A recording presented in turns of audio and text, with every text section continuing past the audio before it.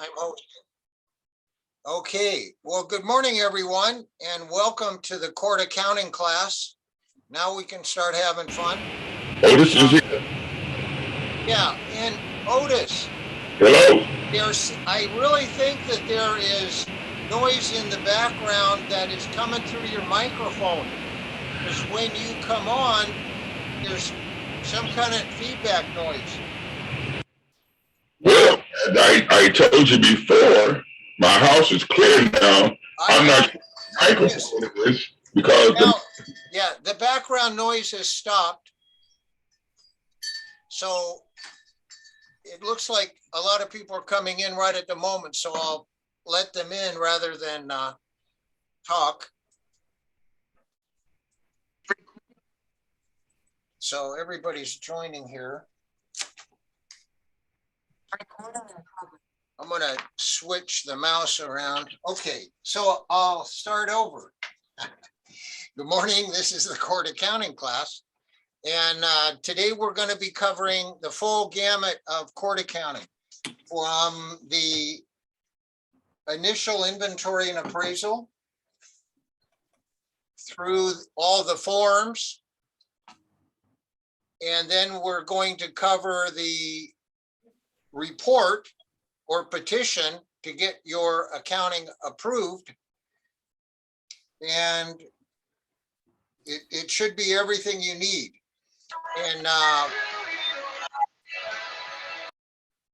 okay, so we're teaching from the handbook for conservators. It was put out by the Judicial Council, and it is available. It's a large document. We've only pulled in a few of the pages, but I wanted to point out the source because you can get it online for free, and it may be helpful for additional information. So it's located on the bottom of this page 1. We have 5 zeros and a 1 for page 1 on the lower left, and the source is the courts.ca.gov. Recording in progress.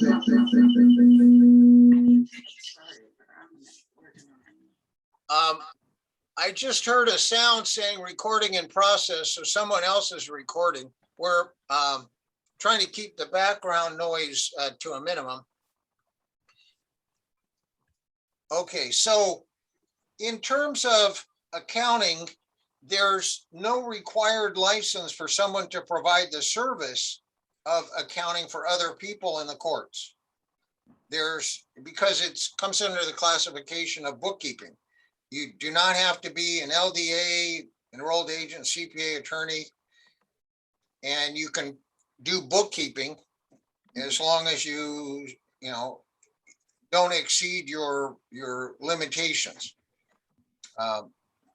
The petition for approval of your accounting is important even for trustees, because when you get your accounting approved, then you've notified the beneficiaries, so it reduces your liability for claims for anything that is reported in your accounting. And there's 2 types of volitions for the court accounting, and one is required. It is required for guardians, conservators, and probate. And then the other is optional. The accounting is not required for trusts. However, if a trustee wants to avail themselves of the court, they can do that and get theirs approved and also help limit their liability. I'll say right out of the beginning, we have our new 2022 schedule. If anyone here after attending today would like to attend it again, the 2022 schedule has been assembled and is available. Okay, I'm out. Okay, Tamara Brown is my paralegal and LDA, and I want to introduce her now. for her part of the program. Hi, good morning. Morning. Morning. Oh my God. So sorry. And grab us paper towels. The whole thing, quick. Sorry, Rex just dropped his whole cup of coffee all over my papers. Sorry, hold on. Hold on. Okay.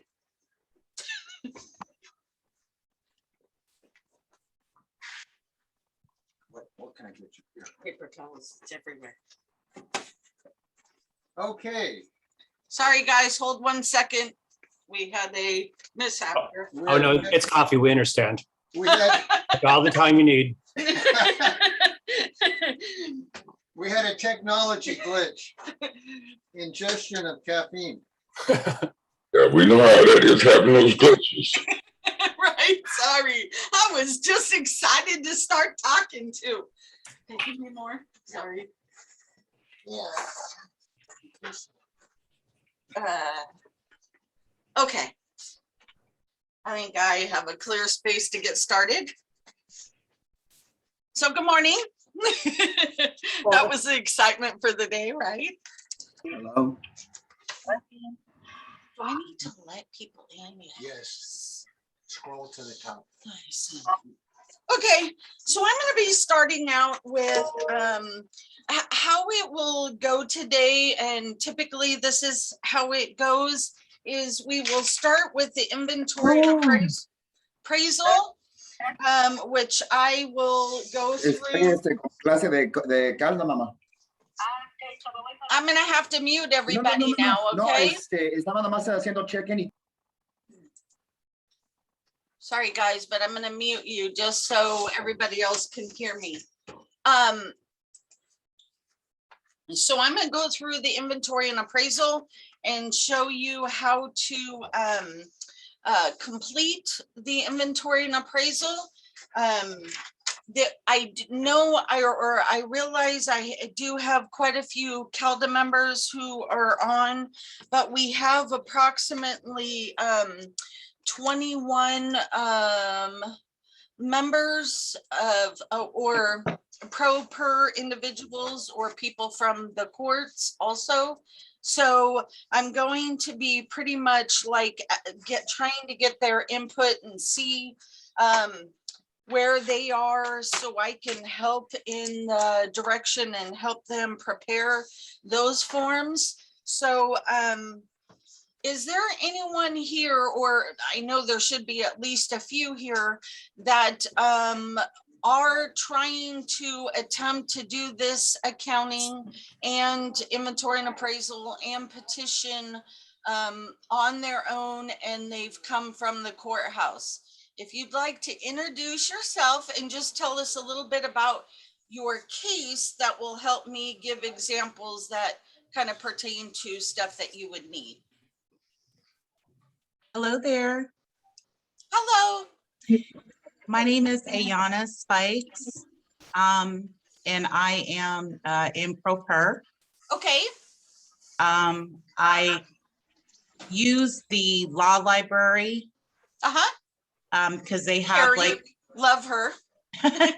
yeah, a lot of information in there if you Right. don't know. So I basically am filing on my own. I'm an only child. I'm filing for my mother who has dementia. Okay, so you're doing a conservatorship case for your mother. Correct. And this will be your first accounting that you're submitting, correct? Correct. Oh, great. That's awesome. You'll learn lots of stuff today. All righty. Congratulations and welcome. Anybody you. else here? Good morning. My name is Julie Miller. I'm a legal document assistant. I'm working on a case right now. We're at the very end, and it was very simple. He had a property his mom left to him, and I'm kind of getting stuck about, he doesn't want to claim certain things because it's going to go to him anyway. He's a single and only heir, and so he's just saying, I paid it. I don't care.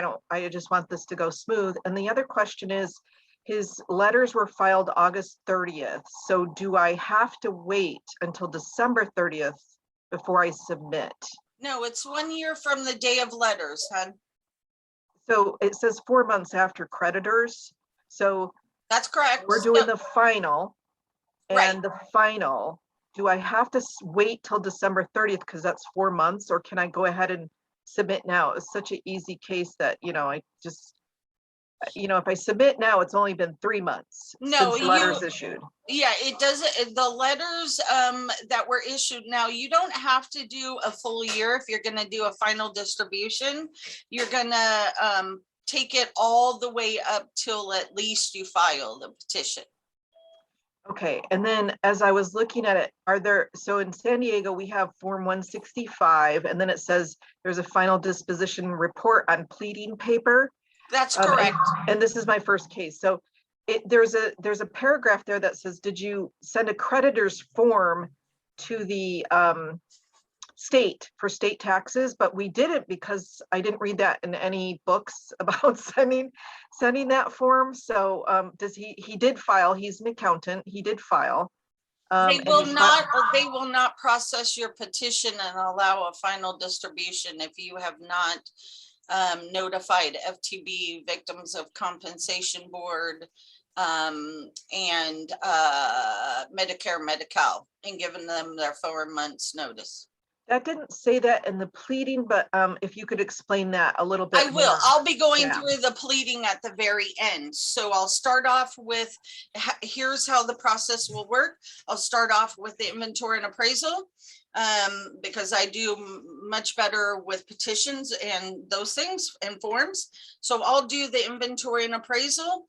I'll turn it over to Rex, who will do the accounting, and then I'll come back and go through how to complete the petition and turn in your accounting and what must be put in there and the important things of that. So that will be the process. And because of our time constraints, and because there's quite a few people who may have questions, and because a few people have called and asked prior to today, like what's the timing and how long it'll go, I will ask a few questions as we go through and make sure everybody's okay, but I won't have time to really answer a whole lot of individual questions. Otherwise, I won't get through this. We'll be here all day. So I appreciate it. And if you wish to, after the class, send me any questions in particular on those specific things, I would be able to answer you. But I think you're going to find a lot of the information that you're thinking about, I will cover. Okay, perfect. Awesome. Thank you. Is there anybody else who has a case going and they're proper and they're want to let me know a little bit about their case? I'll do one more before I'll get started, because I know probably quite a few of you are anxious for me to get started. Linda, I'm a proper. I'm handling my brother's probate court case. Okay, hon. And so your brother passed away, or a conservatorship? No, he passed away. Okay, so you're doing a probate for your brother's estate, and this is going to be your first accounting, hon, or your second? No, I'm so sorry. What was that? this is the first one that I've done. Okay, perfect. So we will go through all of those. Sorry, I'm going through and muting while, oh, I think I just muted you. So you'll have to, sorry, Melinda, but I'm going through and muting so there isn't any background noise. So that's perfect. I think that you'll really like this. I think you'll find it very informative. I think that you'll have, if you still do have questions, there'll be very few at the end. And I think you guys will really like going through and getting an idea of how this goes. I will give you timing instructions as we go through, and I will give you specific information on how to process the forms. So I'm gonna go ahead and get started. The first thing we're gonna go through, and please let me know if you can see my screen. Sorry, I don't know why Rex is, here we go. Can everybody see what we call the DE 160, which is the inventory and appraisal form? Lower left page. I'm not hearing anybody answer. Can you all see this form? Yes. Okay, perfect. Awesome. So the inventory and appraisal, it's actually supposed to be due 90 days from the day of appointment. What does that mean? That means when you're appointed, you need to really jump on getting this started, or should start it right away.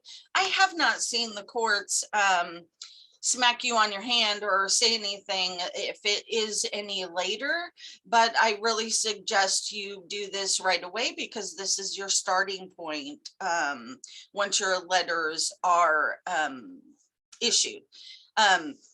What it is it's a form that's going to tell basically the courts any errors, any potential beneficiaries, anybody else, what is consistent of your case, or your deceased, or your conservatorship, or your guardianships, what amount of funds or what amount of assets this person has. So typically my form, as just educational purposes, is filled out as if it's filled out by an attorney. So we're going to go through this as if you're filling it out pro per. It can be either or, but again, my examples show is if you're going to fill it out, or if an attorney is filling it out. So this entire form, when you receive it, is going to be blank. And the first thing you'll do, especially if you're pro per, and again, I'm gonna go through as if we're pro per when I say the examples. So you will put your name up here. The first line, you don't worry about a bar number or anything like that. This line, which is typically the company, law firm's name, you would not put anything there. So your second line item is going to be your address, the city, state, zip code. Down here, a phone number. This is really helpful because if the examiners have any questions, they're allowed to give you a call. I don't typically see them giving people a call or asking questions. I have seen them email quite a few times. I've only had one. Typically they'll wait for tentative rulings to provide questions or things like that. But there has been times where an attorney via the email address, the examiners have wrote, hey, you're completely on the wrong form, or whatever they wish to ask you about it. A fax number is optional. Nowadays, a lot of people don't even have fax numbers. So this is optional. It's not needed. You don't have to run to a UPS store and try and ask, hey, can I, use your number to be able to fax this document. Just don't worry about it. You would leave it blank. The next line we are on is attorney for. At this point, you would put your own name, so the same name you have here, and you would put pro per se, few names, or you can just put your own name here. This example shows Superior Court, County of Orange. I deal a lot with, or most of my cases are Contra Costa, Alameda, San Francisco, so the Bay Area. So you would put whatever county you are filing in. And for this example, it's Orange, but I can tell you my county, I would put Contra Costa. Their street address or their mailing address, you would put here. I can tell you for Contra Costa, for instance, I would put 725 Court Street, Department 14, room 212. That's where the examiners are. The mailing address for that courthouse is P.O. Box 911. Martinez, California, 94553. And if you don't know the branch, and the reason why, okay, what is the branch? The branch has a lot of different departments. For instance, Contra Costa has family law, Spinetta. I mean, there's just, I think there's 4 different branch centers.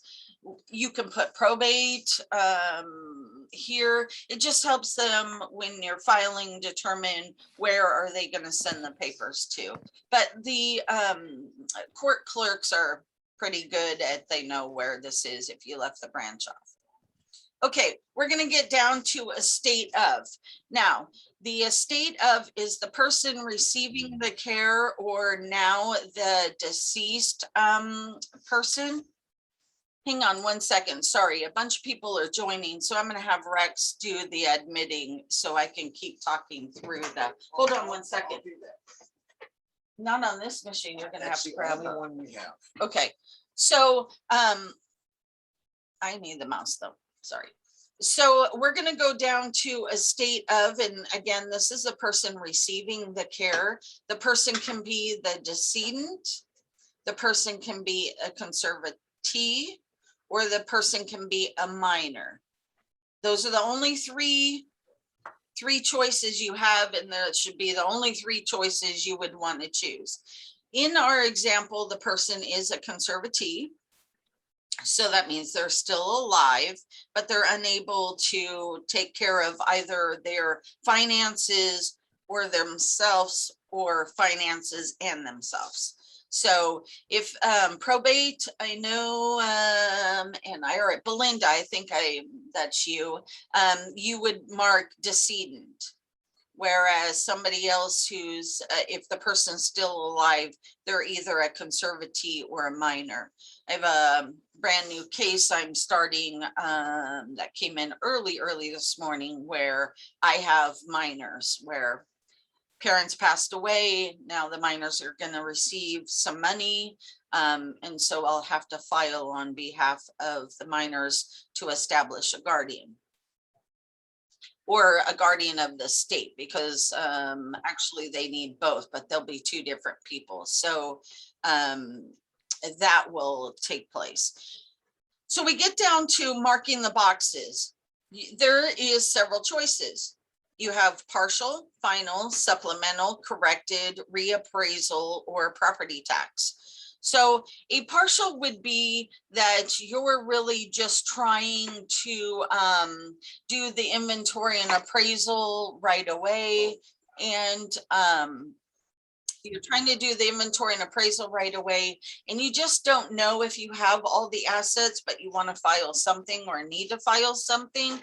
If that is the case, you'll mark this partial, because you're telling the courts, I may not know all of the assets I have right now. Okay, then the second one is a final. If you're positive that you know all of the assets, you've ran around, you've gathered all your information, and you know this is going to be a final one, then mark it final, because this is how you're going to start your accounting and your starting numbers off that right there. I usually don't use supplemental much, because then a court clerk, a judge, everybody else has to try and lump 2 pieces or find the other part or do something like that. Instead, I will file what's called a corrected. So say, for instance, you did an inventory and appraisal, you were positive you had all of your assets, and you knew you were done. And then all of a sudden there's a life insurance policy or something that somebody ended up telling you about, and you're like, oh great, now I don't have all the assets. You would resend this to your probate referee and send it as a corrected, and then he revalues it all as one lump sum. So on a corrected, you will not just add what you found, you are going to add everything in a full package. Reappraisal for sale, typically this is only used and also Recording in used and progress. also the sorry about that. The reappraisal and the property tax certificate, what's that for? Or when would you use that? So say for instance, you filed your final accounting and you've started the administration of a probate, a conservatorship, a guardianship. And you're often starting, well, there's a house, which we'll get through some examples, but there is a vacation home that you decide your conservatee or person will, Want to hear more? your conservatee or person will not be using. So it's not beneficial for you to keep paying the property taxes, the insurance, the upkeep, they could have dues, a whole bunch of other things. So you decide that you're going to sell that asset. So if you have not done an inventory and appraisal, if it's been over a year from the day of death of the decedent, now that's not the conservatee, I'm talking only a decedent. If your inventory, so how it works is, let me go back a little bit. Down here, sorry, I've lost mouse control. Down here, you will indicate the date of death. So see, in this case, they took a long time before they filed a probate. Obviously, it's 2021 right now. So the first time you send out this inventory and appraisal, the probate referee is going to value all of assignment 2, which we'll get to in a few minutes. It's based on what is the value on this day right here. It's not based on the value of today. So again, he or she, the probate referee, is only given values based on this date. So now we're in 2021, and if there is going to be a house sale, the court needs to know what is the value of that house. You can't just go, oh, I did my Google search or my Yahoo or my realtor told me it was worth this. No, it doesn't work that way. What you need to do is you need to now send an inventory and appraisal with these 2 boxes marked to the probate referee that's assigned to you, and we'll get how that's assigned to you in a minute. But you will mark these 2 boxes, and he will give today's inventory and appraisal. Now, another way that this could happen is, say for instance, there's more than one house, and the first house is a vacation home. So you did an inventory and appraisal and you asked for value, and then a year has gone by. Well, let's say a year and 1 day, because it's got to be within 1 year. So a year, 1 day has gone by. Now you're going to sell a second property. You would still have to do, again, another inventory and appraisal, marking it these 2 boxes, because it's been over 1 year since the date that the probate referee has valued the property. So that's a long overview, but we'll continue on, and let me know if you have any questions about that later. Okay, so the next thing you'll do is you'll put your case number here. Again, we're going to go through, you'll want to indicate the date of death, or if it's a guardianship or a conservatorship, the day you were appointed. So that's the day you got your letters. That's the date that you'll have in this box right here. Okay, moving down, we're going to go to the what are we doing with this form and what's the importance. So the attachment 1. Okay, attachment 1 is the one that you will be completing. Attachment 1 is cash, and I'll say it again, cash and only cash. It's kind of stuff that walks away. Okay, even though like, you'll say, oh, well, stocks, bonds and stuff like that, they can walk away also. It takes a little bit more for them to walk away. But cash walks away faster than a speeding bullet, I swear. I still try and figure out how did that happen? How did it go? Where did it go?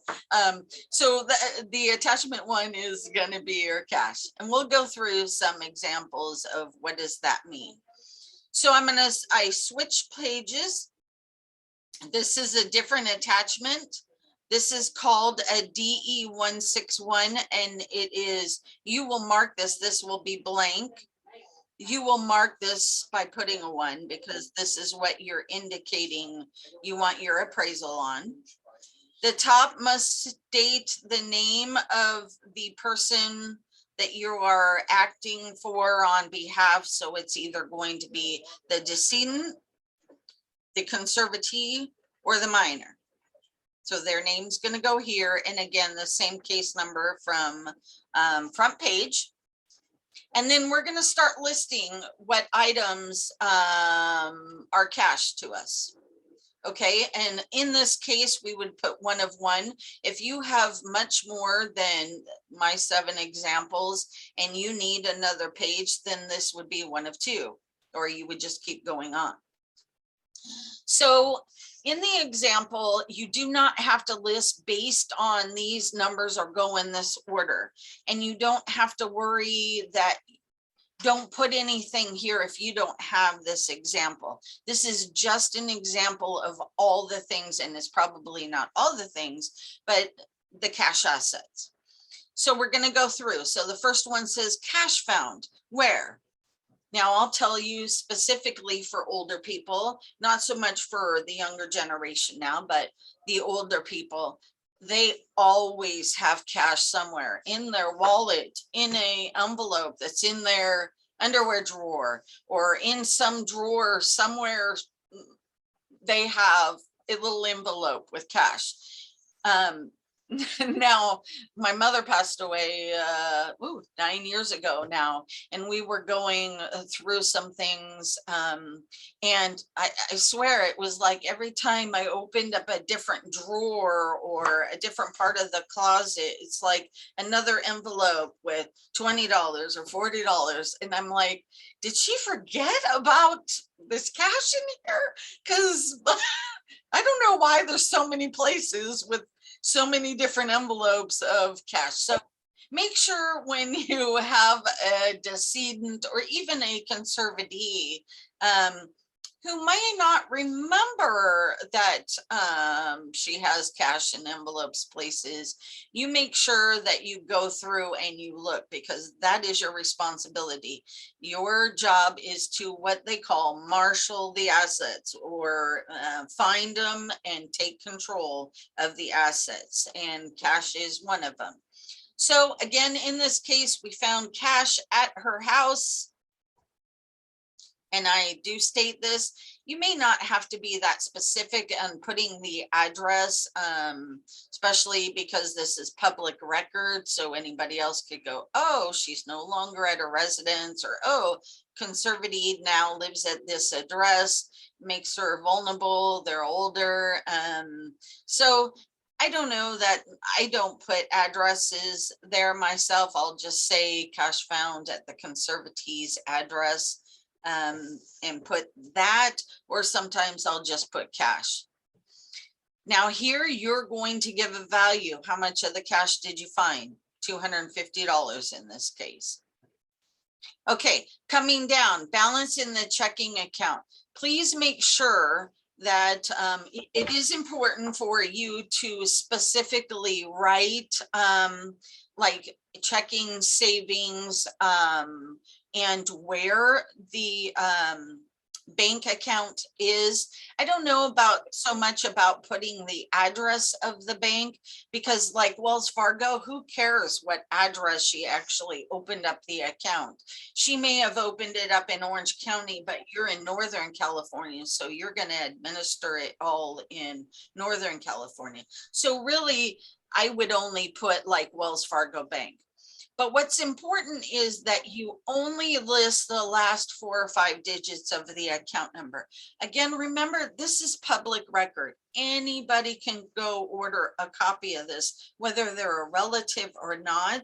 And you really want to protect some of the information, especially if it's a conservatee, meaning the account will continue for a long time. You want to really protect information.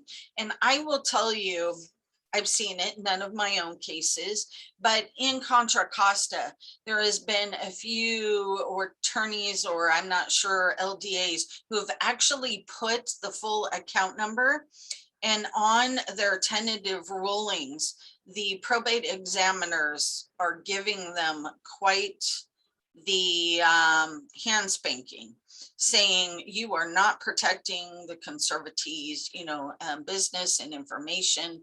Do not put confidential information on here. This is public record, blah, blah, blah. They'll go on and on. So you will get a warning if you do put the full account number and you expose information of your conservatee or of your minor. And I would say even in probate, they're no longer here. So you say, oh, who cares? They do not like you putting the full account numbers or giving information away like that. So, okay, let's go on. So in the checking account, you really want to make sure what's also important. You're going to put the balance here.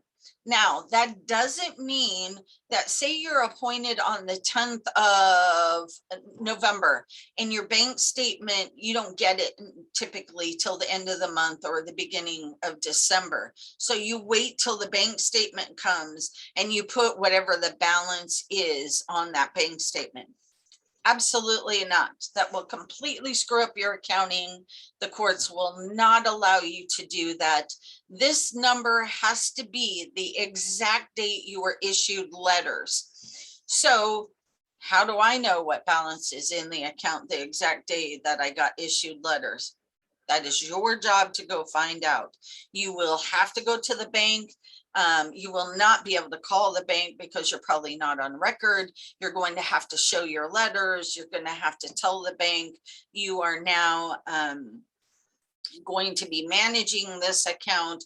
You will have to ask them how much was the balance on this specific day. And that's what number you're going to report. So again, this is another reason, if you only have 90 days technically that you're supposed to turn it in, it's not wait until 65 days and go, oh yeah, I forgot I have to go do this. You've got a lot of running around to do just to get your numbers to be able to put on here. So don't really hold off on, or try not to hold off on getting this started. Again, this number is going to be the day you were appointed or the day you received your letters. They're typically the same day, but sometimes, let's say you did court via Zoom, and so you had your court hearing on the 10th and the judge doesn't sign the letters for the next day or two. It's the day you got letters. That's me. Where are you going? You know, I'm logging in through. Okay, so the number 3 is the balance that's in the savings account. Again, we'll go through the same thing. Only list the last 4 digits. I really only put Wells Fargo Bank or Chase or whatever. I don't worry about this address. If you want to put it there, though, you may. And the balance again will be the day of your letters.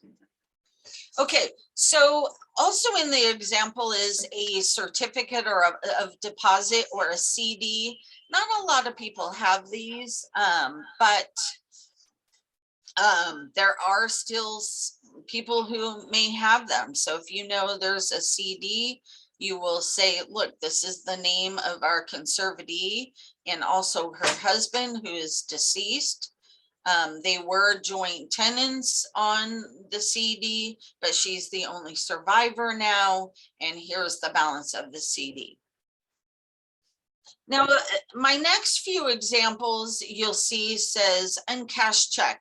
It used to be that, and this is more so back in the older days where they didn't do direct deposit. They mailed you a check for your pensions. Sometimes, and I'll tell you, my father's elderly, he still gets a check.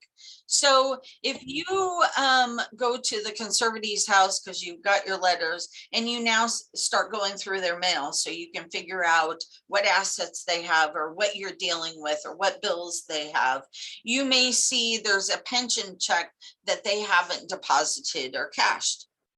So here, this is an uncashed check from a pension. It's dated, whatever date it is, and it's payable to the conservatee, and here's the amount of the check. Again, here's Social Security. They used to send paper checks for Social Security. Now, I believe they're all direct deposited, but maybe not. So in this case, we had an uncashed check, and here's the amount of it. And so if they also have a mutual funds where they receive dividends payable every month or every quarter, depending on how those go, if there was an uncashed check, you have a total. So now we've listed all of our cash assets. See, they're only cash. There's no jewelry here. There's no horses. There's no animals. There's no vacation homes. There's nothing. This is only cash. So you want to make sure you've only listed cash. So then you will go down to the bottom and it says total cash assets. So you will add up all of your items and you will put this number. So for our example, we have 57,844, 59. Everybody with me? How about let me know if you're not? I don't know what happened or why he's not in it. So, sorry, I'm gonna mute you. So we have now, we're gonna go back to the DE 160 form, which is our inventory and appraisal, the form we started with. And you will see under attachment 1, which is our cash, there is a total. That is the total that I transferred over from that attachment 1. Now we're going to move down to attachment 2. So attachment 2 can only be completed by the probate referee. And you may say, well, how do I know if I have a probate referee? I can tell you on your petition for probate, before you even got issued letters, you would have completed that and you would have given an estimate of what you feel your assets are. If you stated on there you only have cash, the court would not have issued you a probate referee. If you state on there that you have cash and real property or cash or personal property, you would have been issued a probate referee, and it would be on the bottom of your, I believe it's the petition for probate, at the very, very bottom on the last line, they either stamp or handwrite the probate referee's name in there and a phone number so that you can contact them. So for attachment 2, again, I'm going to switch pages. So I'm going to go to another DE 160. This would be blank. It's the exact same one as the attachment 1 with the person's information up here in case number. And instead of putting attachment 1, I've listed attachment 2. I've stated how many pages it is. And now I'm going to give you examples on what would be on the inventory and appraisal for attachment 2. So in our case, we have real property. It is really important. You're talking to a probate referee.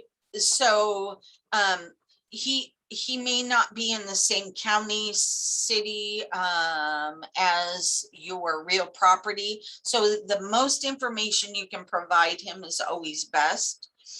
Remember that you will never list any property that is not in the state of California. If you have Arizona property, New Mexico property, Florida property, any other state besides California, you will not list it here. Our probate referees and our courts cannot do anything with property that's outside the state. You would have to file a probate in that state and deal with a property that's in that state. So make sure that your assets that are not cash are not real property in another state. So in this example, you have City of Newport Beach. What county is it? You really don't need to state the state of California, but maybe it's best just so that you verified it's in California.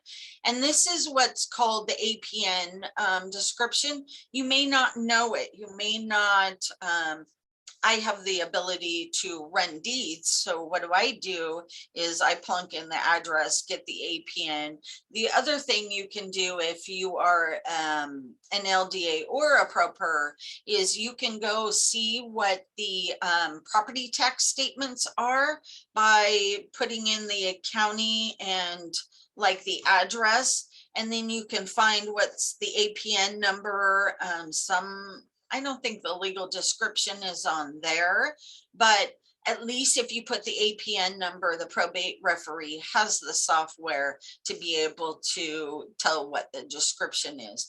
It's really important, more so not for one specific residence, but when you get into condos and townhouses and apartments or things like that, that's when it really is important that he knows that he has the right apartment, condo, townhouse, or what is he valuing. So here I put the property is commonly known as the address. And I've even told him it's a single family dwelling. So he knows he's not looking at a condo, a townhouse, something like that. In our second example, we have a vacation home. Again, we'll use the same kind of format as the real property. So I give as much description as I can. The most important part, sorry, as I skipped over, the most important part is see how this area is blank. You will never put a value there. That is not your job. That is the probate referee's job. So you could leave this completely blank. And as we go on, you will see, you will get it back filled in by the probate referee. So that is their job to value. So again, we have the vacation home. Now I've listed household furniture and fixtures.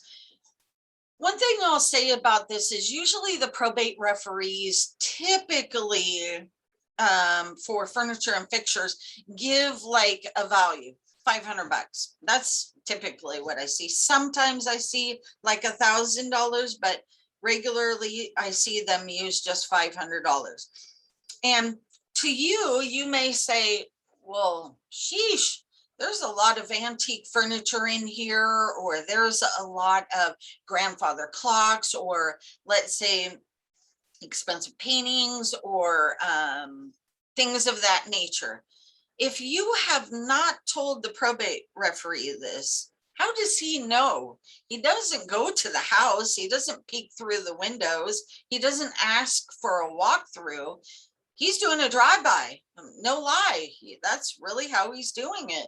So if you have things of that nature, make sure you list them separately. So you may say household furniture and fixtures, and then your next line item would be 3 grandfather clocks, or a 150-inch wall TV that takes up a whole wall, or antique furniture from the 1940s, or say stuff like that, and give that piece of furniture that you believe has value a separate line item. So he will give the furniture and fixtures, which typically include like washer and dryers and you know, regular furniture and maybe a dresser and a bed and, you know, little stuff. But if there is other things of value, you want to make sure you list them separately. Also, you have to remember that a copy of this is going to heirs and beneficiaries. So not only that is this will copy over to your accounting. So when they get that, say for instance, and I've had cases that happen, you have a friend or somebody who's going to be a conservatee and they just list household furniture and fixtures. And then a beneficiary gets it and sees that the examiner valued at 500. And they get mad because they're like, oh, heck no, that stuff is worth a whole lot more. I'm going to lose money, you know, as a beneficiary because they're only going to give me 500 for that.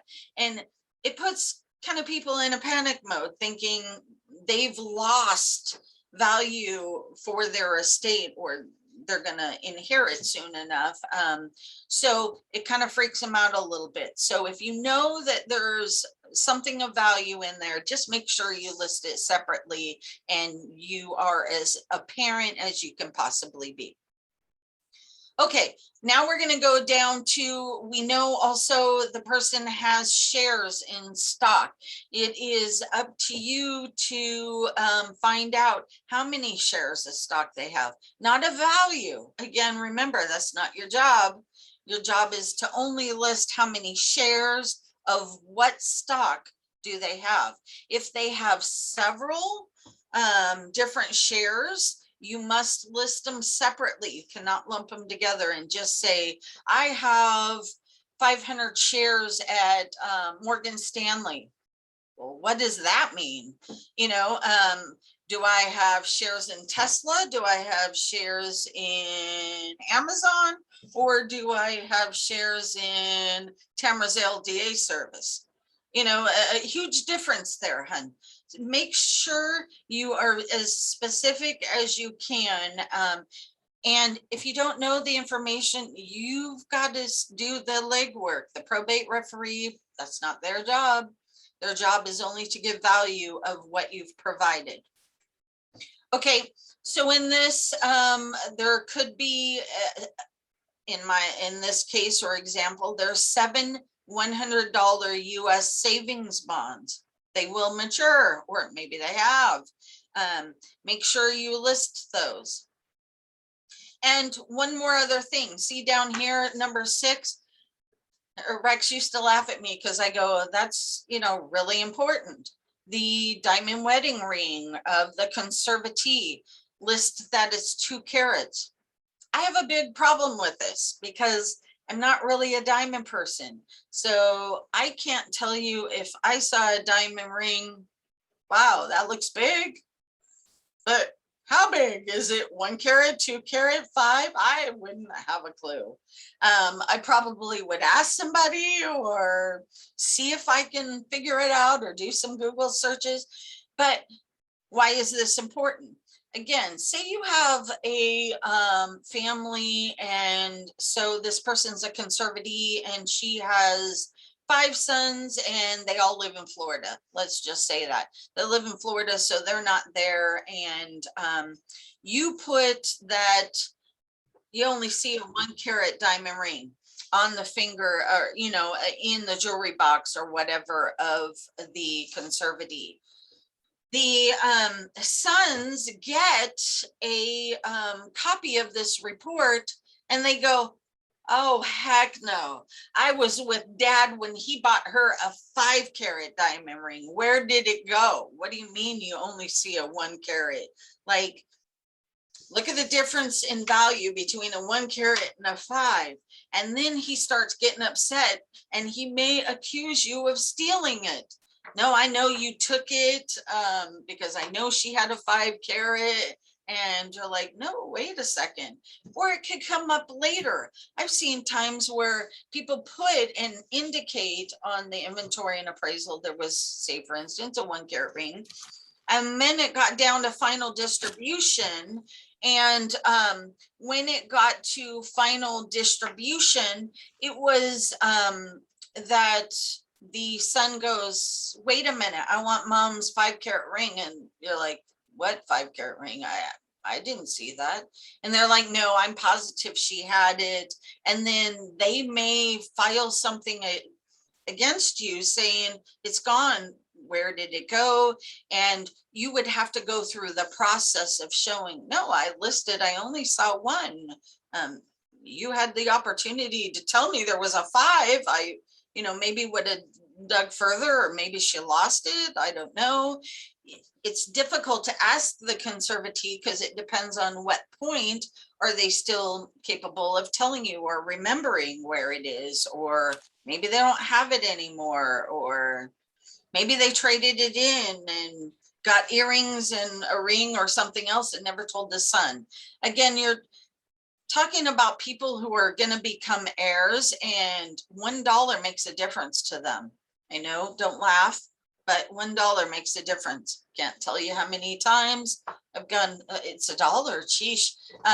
But it does. So make sure you list everything you can. It just makes it so much more helpful. You can explain yourself. You can say, this is all I found. And your liability is lessened the more you indicate that. So, okay, at the bottom of the form, we will continue down. We will see where it says total non-cash assets. You have 0 here. Again, this is the purpose. The probate referee will return this form and put a value there. So I'm gonna go back. How are you? Good. Listening to a webinar. So I'm gonna go back to the form, the DE 160, and I will show you as attachment number 2, we have 0 here. We haven't valued, and you'll notice there isn't a total yet here. The reason for that is, even though you have a total here, you will wait till you get it back from the probate referee. They will fill in this line item, and 9 times out of 10, they will total this. Because this is the number that's going to your accounting. This is what number you will start with when your accounting starts and you start adding information. Okay, let's go through filling out the rest of the form. So the rest of the form, what does it say and how do I know what boxes to mark? So it says, if you read number 3, attachment 1 and 2 are a true statement. And here you're going to either list all if you've listed a final, or you'd say a portion if you've listed a partial. So if you want to just turn in something because you're worried about the time frame and you did do a partial, but you know there's a possibility that you'll have other assets, or you think the other assets might be in another state, or you're just not sure if you have everything and you did a partial, then again, make sure you mark the box a portion. Otherwise, it'll always be the first box. Okay, number 4 has you is, did I receive a probate referee or not? Again, if you have no non-cash assets, no personal property, no real property, no stocks, bonds, and they really only had cash, then you would mark the box, no probate referee is required. What that tells the examiner in the court is, okay, I'm not going to have a number under number 2 if this box is marked. So see, that kind of follows in line with things. Or you will mark this box, and when did you receive this order, this court order? It'll be the day of your letters, or it'll be, like I said, the day before. Sometimes that you'll have your court hearing one day and the judge will sign your letters the next day. It's unusual, but usually they're done both the same day, but you will mark the court date that you were given or that you had. Now, the property tax certificate, when do you mark these boxes? Number 5. Again, this is only marked if you're doing a sale, and then you have to worry about the property tax statements. So we're going to go down. Now, here's one thing that I have to tell you and is really important. You are not supposed to sign your name on this form before sending it to the probate referee, because you are responsible for this form. So say, for instance, it comes back from the probate referee and he has accidentally, truly accidentally valued your home in San Diego at $58,000. And you know, oh my golly, you positively know that's extremely wrong. And there's no way my house is worth $58,000 in San Diego. You send it back to him and you say, hey, just by the way, I wanted to let you know that this is wrong. If you go ahead and you sign it first and something happens, you've agreed that that's the value of that. Yes, you can correct it, but it has to go through a whole new process and a hearing and on and on. So you want to make sure you do not sign this form yet until you get it back from the probate referee. So I may have missed a step. What happens is you will complete this form, you will complete the attachments, and then you will send it to the probate referee.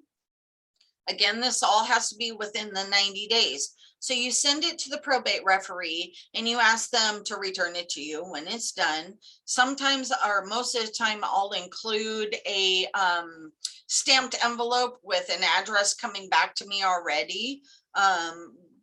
But you don't have to do that. That's just a courtesy thing that I do. And it takes them a few weeks. So again, if you only have 90 days, that's 3 months, and the probate referee at least takes a month, and then you have to have time to get it to the court and this, that, or the other. Waiting at the 65 days, you won't get it in before 90. And so you, again, that's another reason why you would want to do it right away. So say, for instance, we got this back, the probate referee has already signed it. Then I will date it. You will put your name. Again, this name is going to be the same name that's right here. And then you will sign it. Again, oh, look, I didn't even notice, I even have here, do not sign before the probate referees completed the form. Okay, moving down, we're almost done with this form. This is a statement about a bond. In some cases, a bond is required. In some cases, it is not. If there is a will or a trust and you still had to go through probate and it waives bond, then you will mark this box, the bond is waived. If, for instance, you are an only beneficiary, you can waive the bond.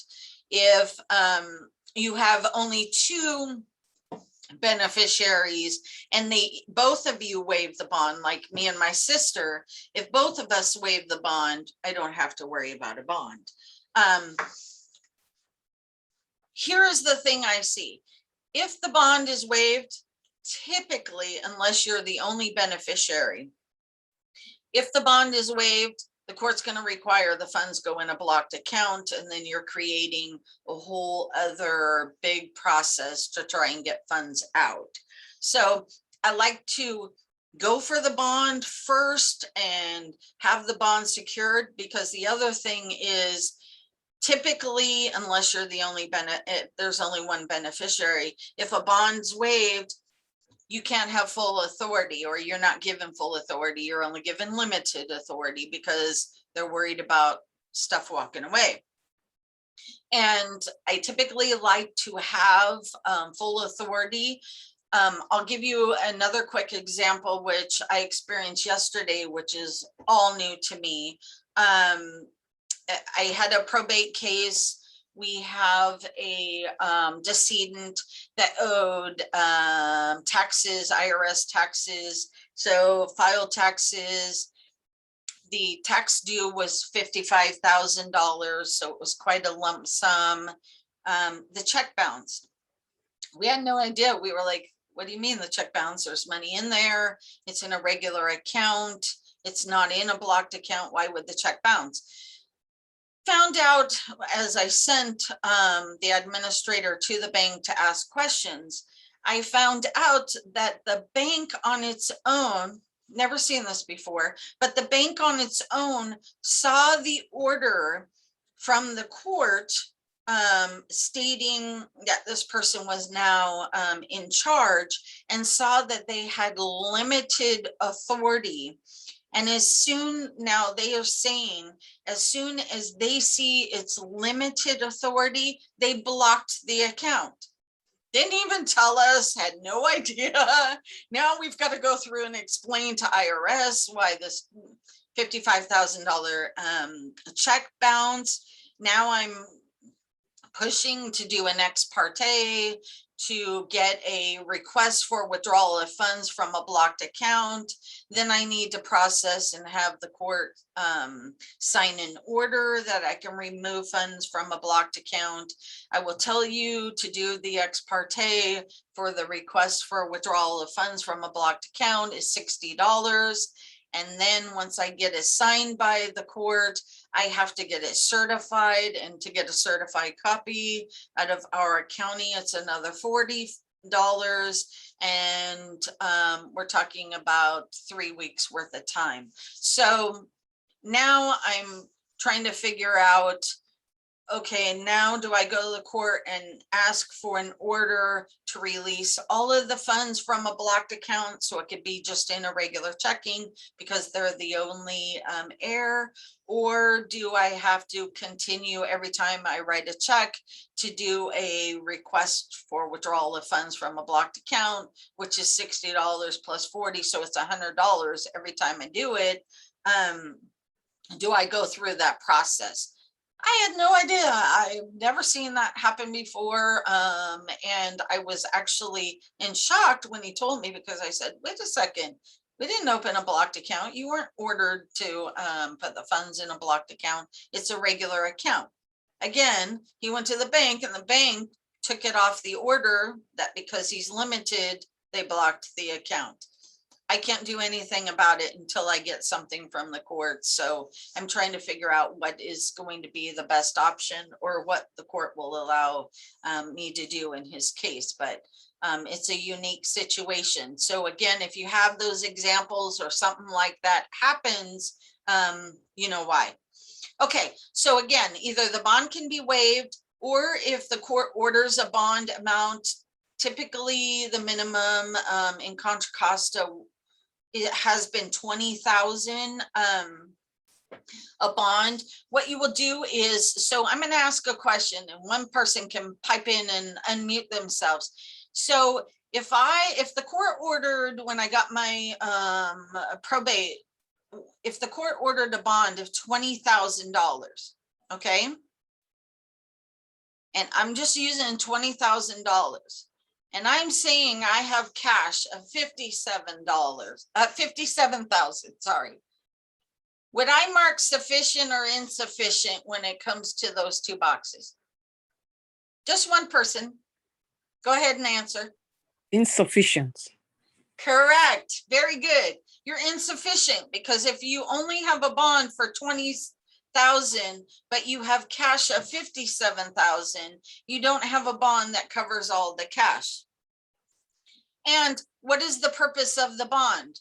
Say, for instance, this cash walks away. Or I had another case where the trustee was, there was a decedent, but the decedent had, you know, an elderly boyfriend or whatever they want to call the partner. And right before the trustee really understood what was going on, but after they received the letters, this partner paid off his credit card bill with the decedent's money, and it was about $7,500. So unfortunately, I had to go back to that trustee and say, you better figure out how to get that $7,500 back or you're responsible for it. Fair enough. She was supposed to marshal the assets. She was supposed to do everything she could the day she got letters. You're responsible for every dollar, and I'm talking every dollar, every cent that leaves that person's account, whether the person's deceased, whether the person's a conservatee, or whether the person's a minor. You're responsible. So she was like, oh my God, what am I going to do? I don't have that kind of money. I don't have the money. I said, well, the second option is you have a bond. We can go after your bond and say, hey, we need to put this $7,500 back. She doesn't have it. She's going to have to figure out how to pay the bond to get that money back. That's what the bonds are for. If money should walk away, the bond covers the money that walks away, and then the bond company will come after you to obtain their money back. But that's what the bond does.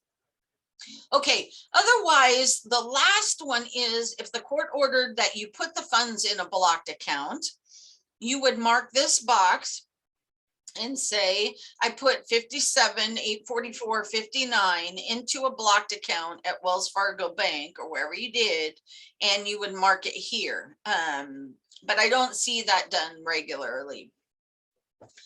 So this next line, you would put the date, and you would put your name, or if, again, see where it says attorney or the party without the attorney. So your name goes here, and you're actually talking about only the bond here. So when you sign your name up here, you're talking about, you're attesting to all this information under penalty of perjury. When it gets down here, you're only talking about the bond. So now we'll go to page 2. Page 2, again, you would just put the estate name, whether they're a decedent, conservatee, or a minor, the case number. And this is only going to be filled out by a probate referee. So if you don't have a probate referee, this will be turned in blank. So, but that doesn't mean don't turn it in. It's part of the form. You must turn it in blank. So typically, if it has gone to the probate referee, you'll get it back.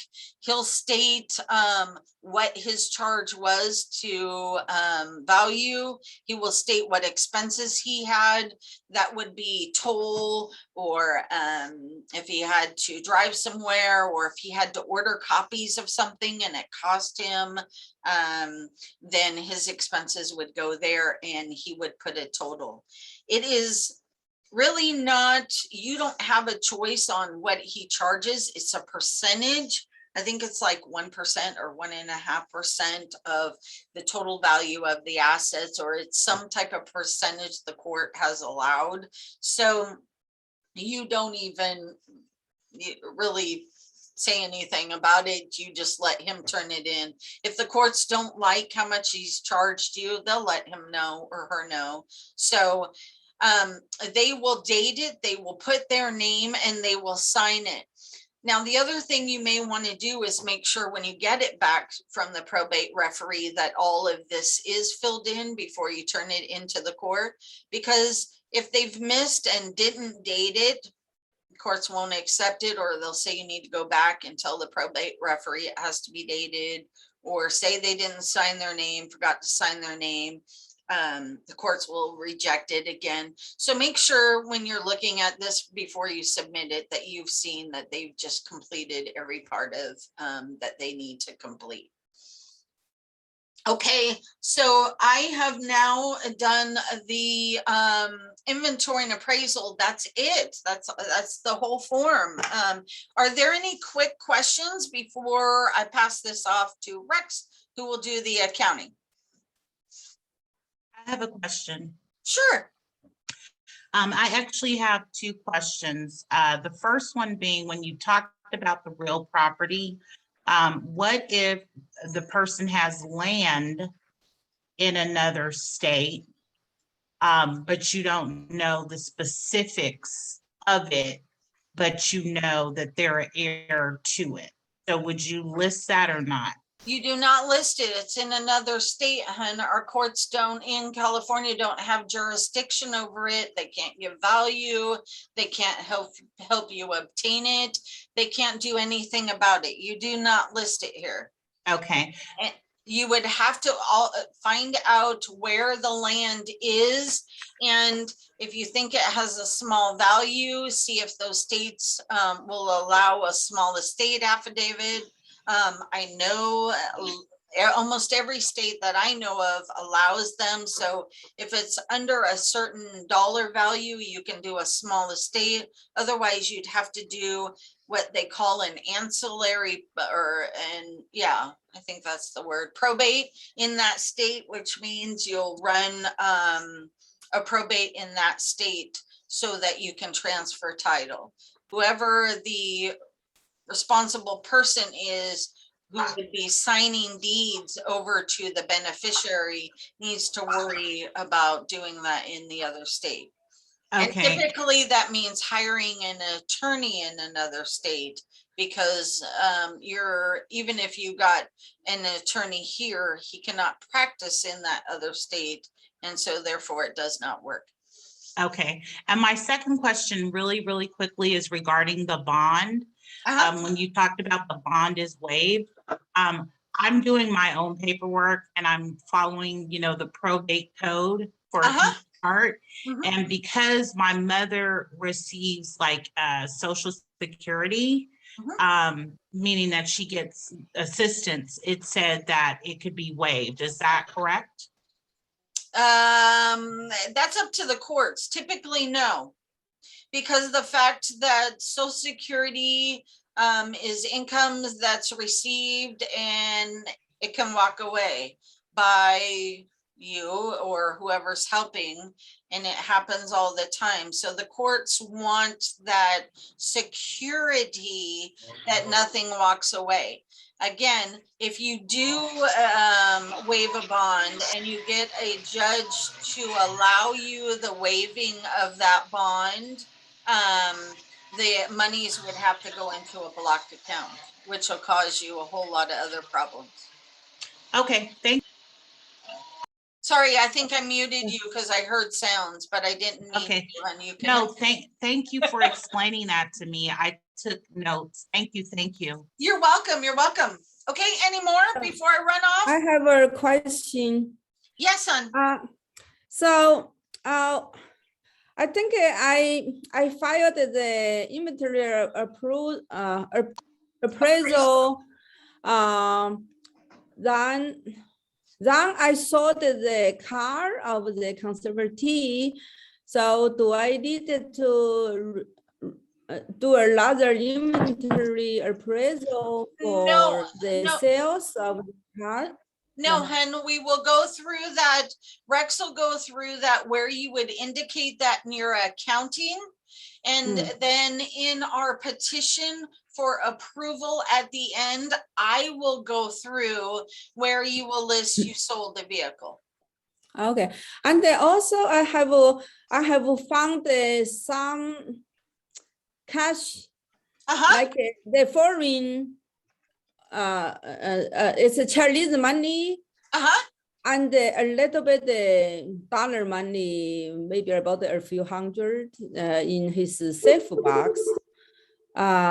In that case, do I need to file because at that time I did not list the items in the safe box when I filed the inventory appraisal, because I was not able to access his safe box. So until I got the letter, then I went there and later, after I filed the appraisal.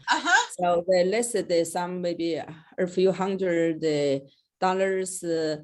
A few hundred, or could it possibly be more? It's a few hundred. I think it's like a $2 bill for maybe 200 some bills of $2. So it means about 400, and they have Chinese money for a few thousand. The Chinese money maybe equivalent to maybe a few hundred, you know. In that case, you know, if you have a couple of things, I probably would do a corrected inventory and appraisal and get that into the court and distributed to beneficiaries.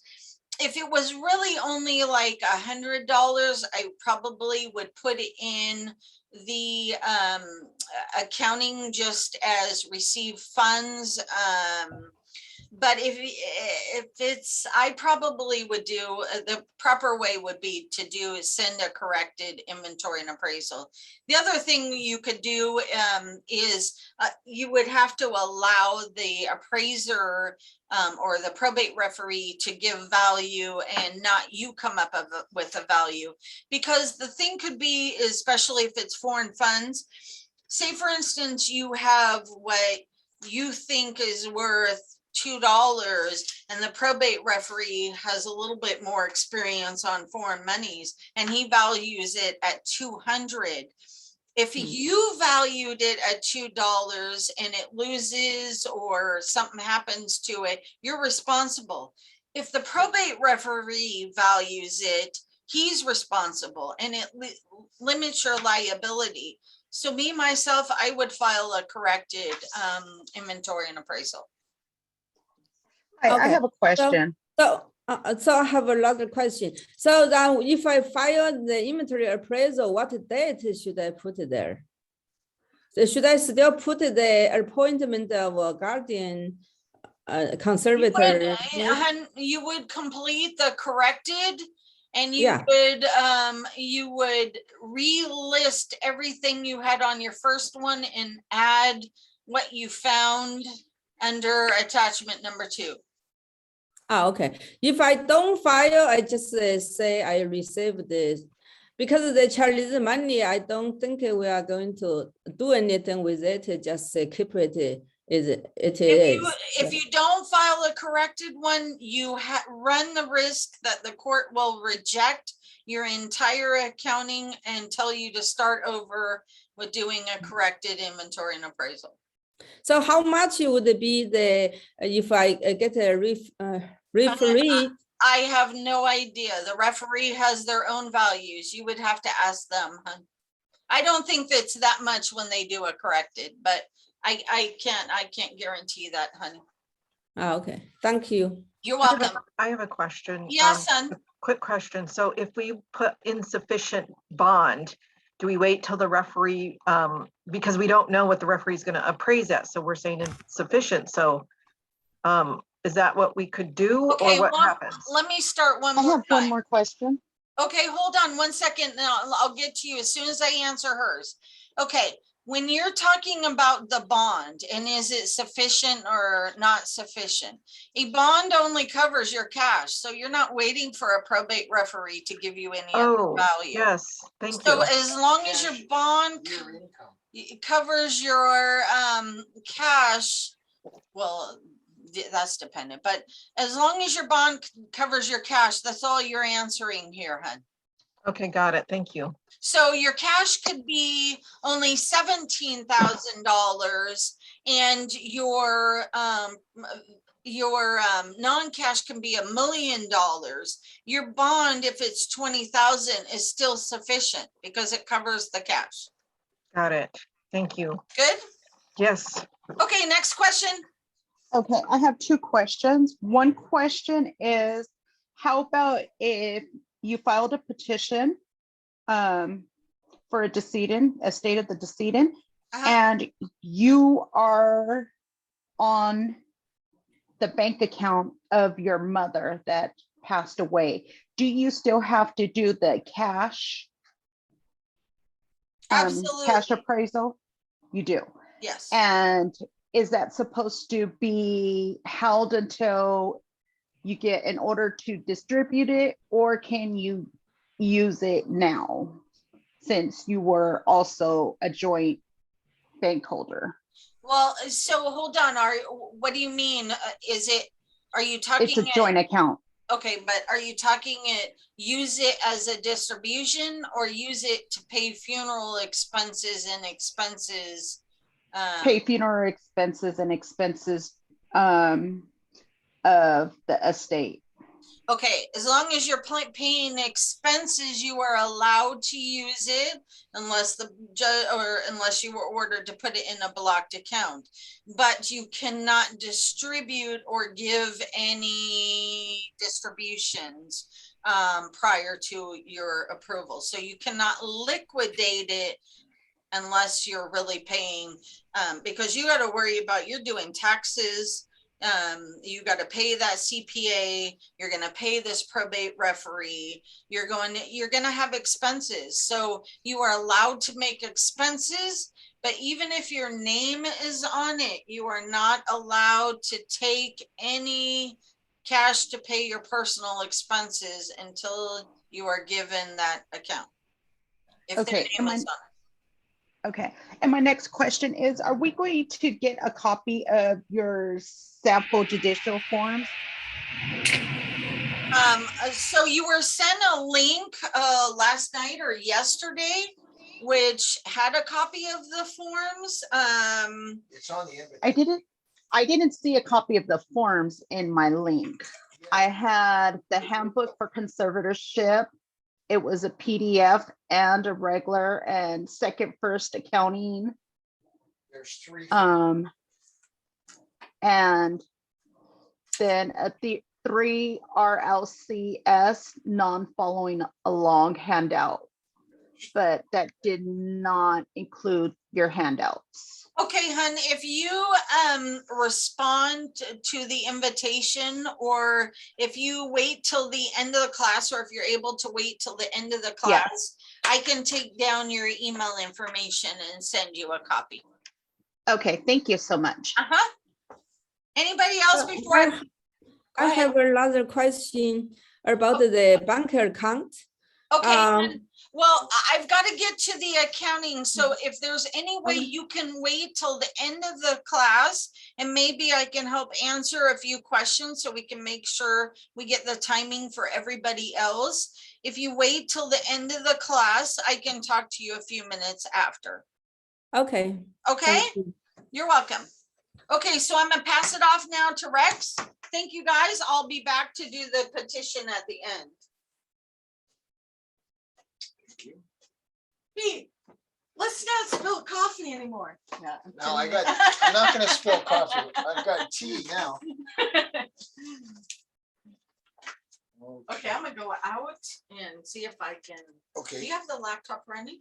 yes, Yes. it's okay. on and functioning. Okay. Okay, Rex Crandell's back. That's me, and I'm going to be covering the accounting. And let me find out what page we're starting with. Okay, so all our page numbers, I used Bates numbering, and they're all on the bottom left of each page. There's 4 zeros and 1 number. And I'm on page number 21 at the moment. And this form is a GC 400 sum. And it is if it was a car, it would be the steering wheel. Everything comes through this to control your accounting. And I'll just outline some of the things on the form. You've got the name of the form. It's a GC 400 sum. And I kind of disagree with the way they did their numbers and things, because all the forms we're going to look at today are GC 400, but there'll be different letters instead of sum. This one stands for summary. And you can see in the lower left, it says adopted for mandatory use. Mandatory is non-discretionary. You will use this form. It is required for probate, guardianships, and conservatorships. However, if you're voluntarily doing accounting for a trust, you do not have to use this form, but it might be a good idea to put it on the top of any spreadsheets that you are using. So in the top of the form, we have, I call this the masthead, guardian conservator. If you're doing a probate, just say probate. If you're doing a trust, then just write trust. And as we go through this, what we're going to do is look at each of the components. And the way that this form works is you have, what do you have in the beginning? What new stuff did you get? What did you spend on? And what do you have left? And then it needs to balance. So after you do your first inventory and accounting, you will have an accounting, if you're guardian conservatorship, at the end of the first year, after you receive your letters, and then every other year thereafter. So it's years 1, 3, 5, 7, 9. And the definition of filing, you say, it gets confusing because people say you have to have that turned in, by the first year. Well, you have to let the year go by first before you can file it, because then you would not have 12 months of data. So in this example, your letters you received on March 8th, and then you go through a full year to March 7th of the next year. And this being the first account current. Okay, and then when you're doing a probate or you're closing down a guardianship or conservatorship, you end up doing the final account, checking that box. Okay, so from what Tamara told you about property on hand at the beginning of the account period, you will go to your inventory and appraisal, and you will bring over the cash assets and the non-cash assets. And the term under the non-cash assets, there's a word there called carry value. And you will get used to the word carry value because it is the value at the fair market value at the date your letters were issued. That's the date that the person died, the person you got that when your letters were issued, or when you became trustee. And that starts out at market value at that time. That's the reason for the probate referee appraisals. And then you make a list of assets with asset numbers, like on a list. Never change your asset numbers in the future.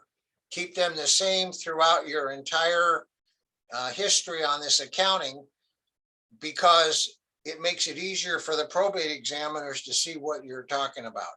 So if you have assets 1 through 15 and you just sold asset number 9, it's no longer there. Don't renumber. Just leave number 9 blank as in your asset list. Okay, so charges and credits. If you look at it from the legal standpoint, you're handling someone else's money. You're acting somewhat like a bank.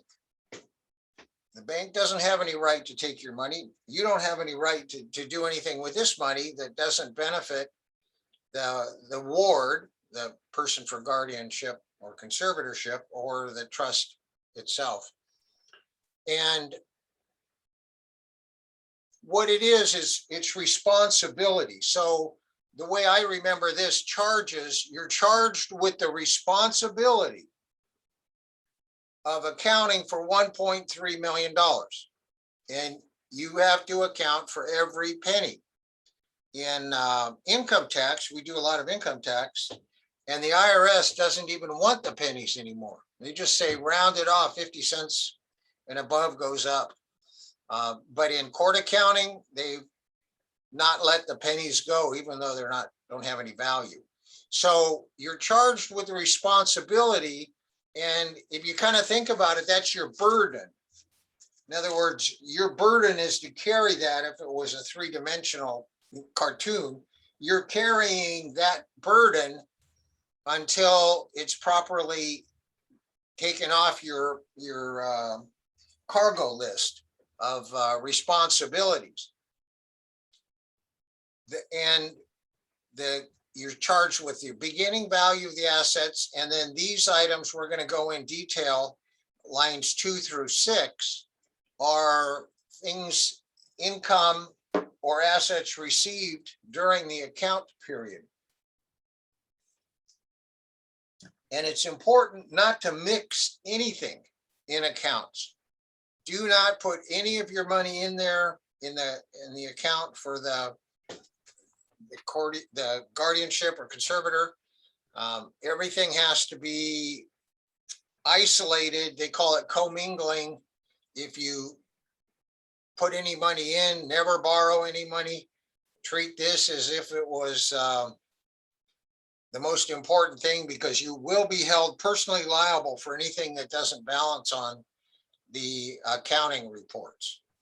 So charges are what your charge responsibilities. Credits are your legitimate relief from your responsibility. You have properly dispersed the funds for the benefit of the estate, and now you're no longer responsible for that. These are any kind of disbursements. And when people start thinking about income and expense, oftentimes there are tax ramifications. Say if you have a trust or a probate and there's income above $600 for a year, you have a requirement to file a fiduciary income tax return on IRS Form 1041. But I point out that the rules for tax are not relevant here at all. This is a completely different system. The tax system was developed from the feds, Internal Revenue Code, and this system was developed by the California legislature. So if you have money coming in, money going out, that does not mean it's a deductible item.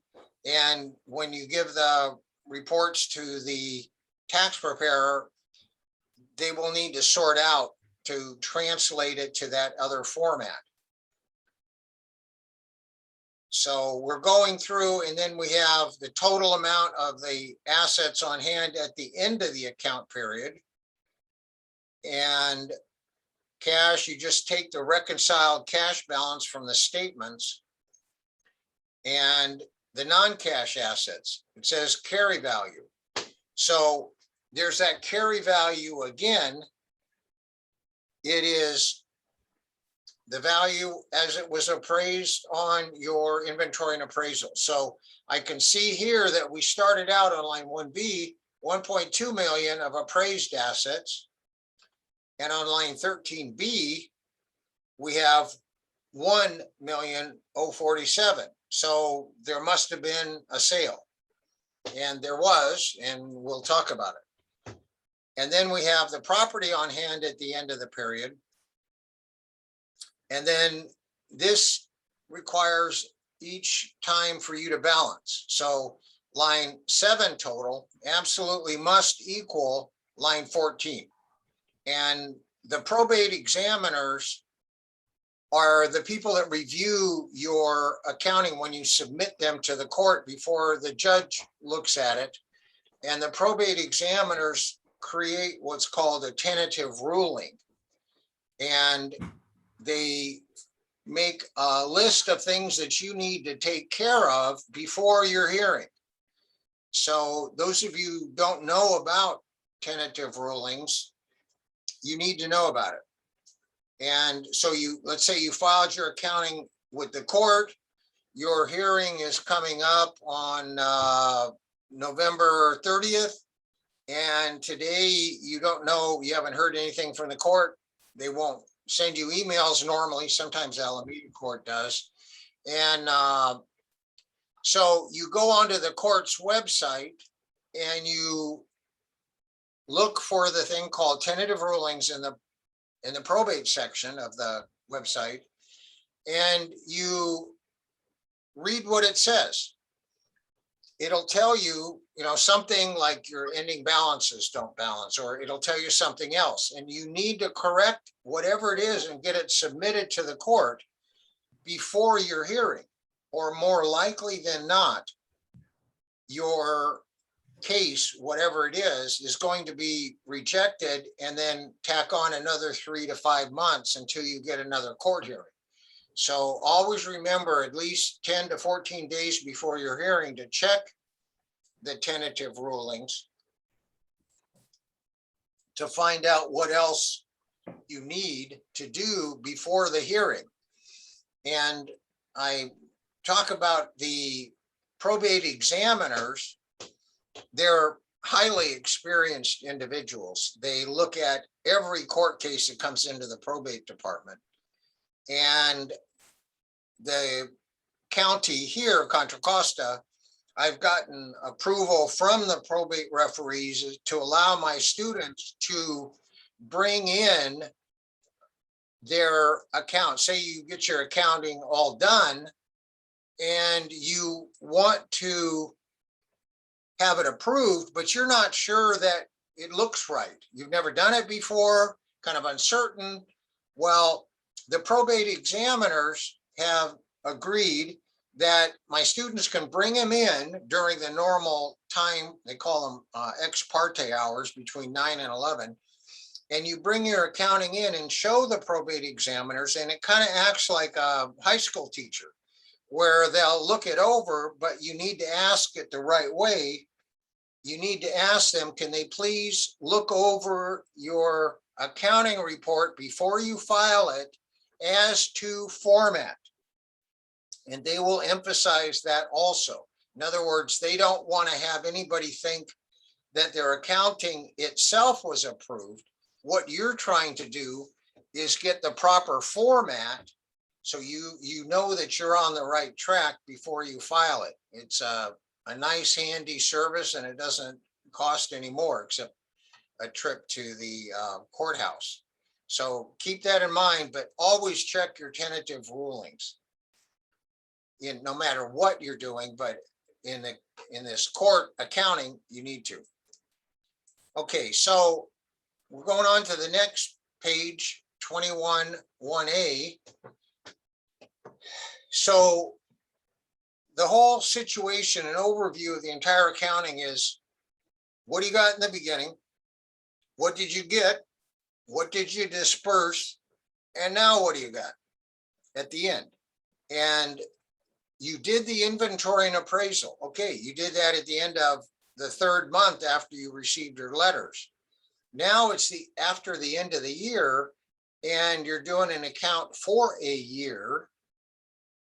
But in your current account, you have to basically have a copy job and bring forward the information that was indicated on your original inventory and appraisal.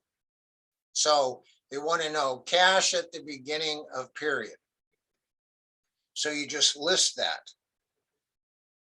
Okay. And it says up here for standard account and simplified account. Okay. We in this class are covering standard account, court accounting, fiduciary accounting. Simplified account is something, it's kind of been abbreviated, and I'm not going to spend any time on it, but it has application. Let's say you have a conservatorship and there's only 12 checks during a year coming in and 5 checks during a year going out. Well, it seems kind of overkill to try to do this whole accounting, where if you do the simplified accounts, what that is basically, it looks like a check register. Every transaction, what came in, what went out, what came in, what came out. But I'm not going to cover the simplified accounts. We're going to stick with the standard account. And as we go through these forms, you're probably going to say, how am I going to remember all this? Well, you don't really have to.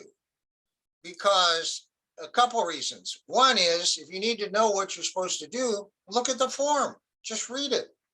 So it says here, add the assets, okay, bring it from the line from the GC 400, okay. And I'll get back to my asset numbers. Each of your assets from your inventory and appraisal should have been numbered, and those numbers are also reflected here. And you'll see on this form in the lower left, this is from Judicial Council. And Judicial Council, if you're not familiar with them, they are equivalent to the Board of Directors directly under the California Supreme Court. And they have an administrative arm called the Administrative Offices of the Court, but they make the executive decisions on how our court system works. And you can see on the first form we talked about, GC 400 sum, it said approve for mandatory use. Thou shalt use GC 400 sum. Here on this form and the rest of these forms, it says approve for optional use. So you have a choice. You can either use this form and format, or you have the right to do a spreadsheet.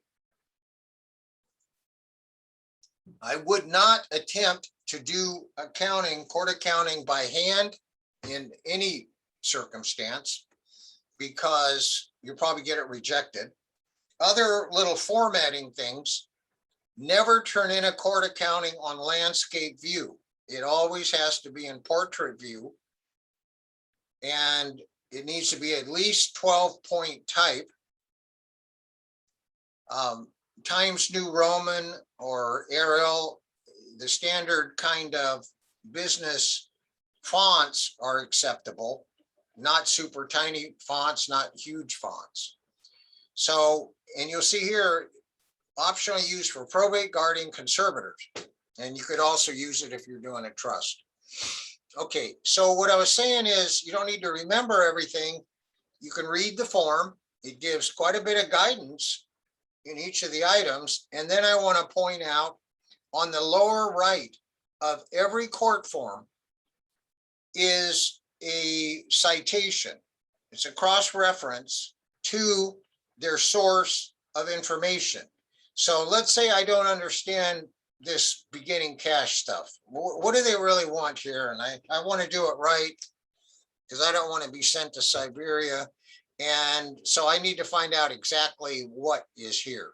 So you can go to the probate code. The accounting starts in code 1060, and it gives you the code sections. You just do an internet search, pull up the codes, and the probate code is not as intimidating as the Internal Revenue Code. A lot of the probate code sections are readable and understandable in plain English. And then the other reference here is a statewide rule, the California Rules of Court, 7.575, okay? And that's a rule that is instituted for all the courts, but it hadn't got to statute yet, but all the courts will follow that rule. Okay, so this form is a 400 GC 400, and the term GC, I'm assuming that they got it from the type of case we have here, guardian and conservatorship is where I think the form started. So you get down to the end of the first page, and it says how many pages of the PH and a total number of pages. Here it was left blank, but as you'll see later, we're going to be using it. Now, the non-cash assets at the beginning of your account period. Here again, we go back to carry value from your beginning inventory and appraisal. Okay, so that's the beginning. And then they're starting to ask for what's the estimated market value. So if your inventory appraisal was done 3 months after you received your letters, and your accounting is done for the first time after 12 months from when you received your letters, that means that the appraisals from the probate referee are only 9 months old. But it does ask whether for you to list the market values, and you can do that. I think on the first account, it's not required, but you can estimate it. And what we do when it has to do with real property, we just look at Zillow or Redfin and do an estimate of what we think the house or property might be worth. And this value doesn't do anything except tell the beneficiaries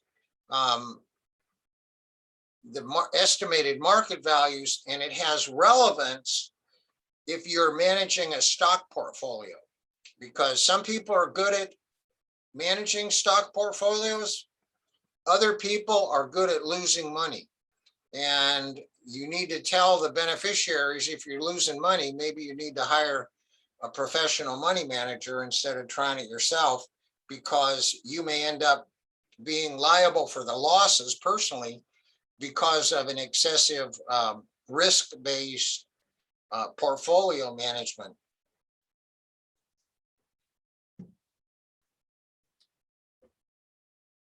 Okay, so the next form we have here, it's a summary for schedules A and C, which we'll cover later. And we'll see it's GC 400 AC. And it's for optional use. And further from optional use, up on the top, they say, warning, optional worksheet, do not file with your accounting. So I've never heard of anybody getting shot yet for throwing that in the accounting, but they're saying you don't need to.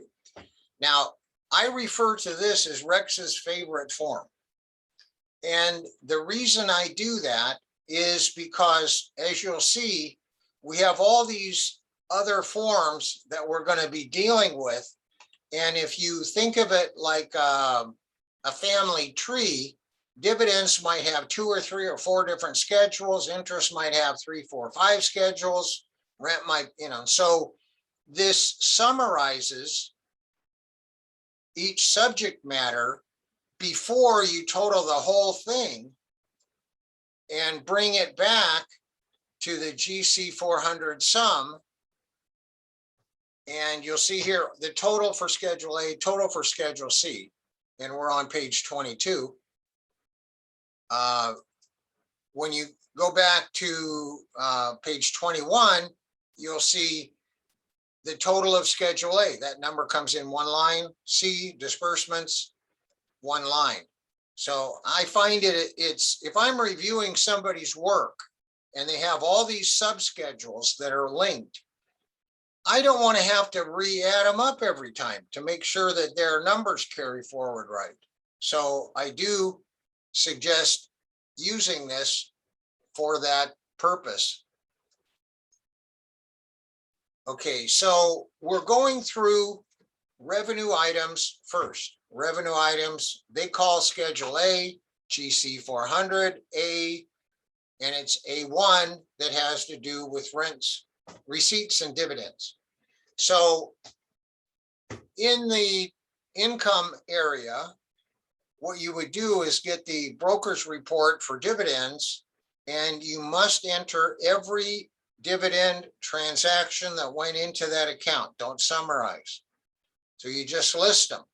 And this one only has safeguard investments, but if you've got other ones like Vanguard or all the other, you would list those dividends under a vendor heading, the same as this one says for safeguard. And then we're going to be running many Schedule A's. This is Schedule A, one of 6 types, and we check this box that it's a subtotal. You never carry forward a subtotal from one page to the top of the next page because you'll never balance. You have to start over each time. So we've got the dividends and interest income. Just list them from the statements. In terms of statements, couple things or recommendations. One is all the banks want to give you digital statements. I don't like that, especially with court accounting, because you have to turn in the original bank statements with your accounting. Not a copy, not a printout from the internet without special cover wording. So I require any banks that I'm affiliated with on court accounting to actually send a paper statement. And in addition, on any checking account that I'm affiliated with, I require the bank to give me a digital image of every check that has gone through that account. So it helps support your claim that all of these disbursements were for the benefit of the ward or for the benefit of the trust. So just list each of the interest items and the account number. Now, this is a different Schedule A, so we're on A2 of 6. Now we've got pensions, annuities, other items. And on this form is for regular pensions, 401ks, 203Bs, Social Security. They said they don't want it here. So fine, we won't put it here.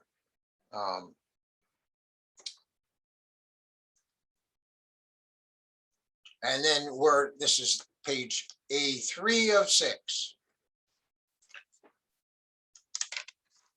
Now we're on rents. On the rents, we have, this one has a rental property, Newport Beach. I would identify it a little more precisely, like saying a single family home, fourplex, 100-unit apartment complex. And this is for passive rentals. If the estate that you're doing court accounting for has a business in it, then it would not go here. What would happen then is, and what do I mean by a business? Some of them wouldn't seem like businesses, they would seem like rentals. So if you have an Airbnb, that's basically a hotel operation. Or you have a bed and breakfast, or an office building that you rent out by the hour, anything like that, you don't list under rental schedules. You would list it in a business schedule, and I'll cover that later, where we're fortunate we only have to include in the court accounting the net income from that business that's provided from the accounting firm that prepared it.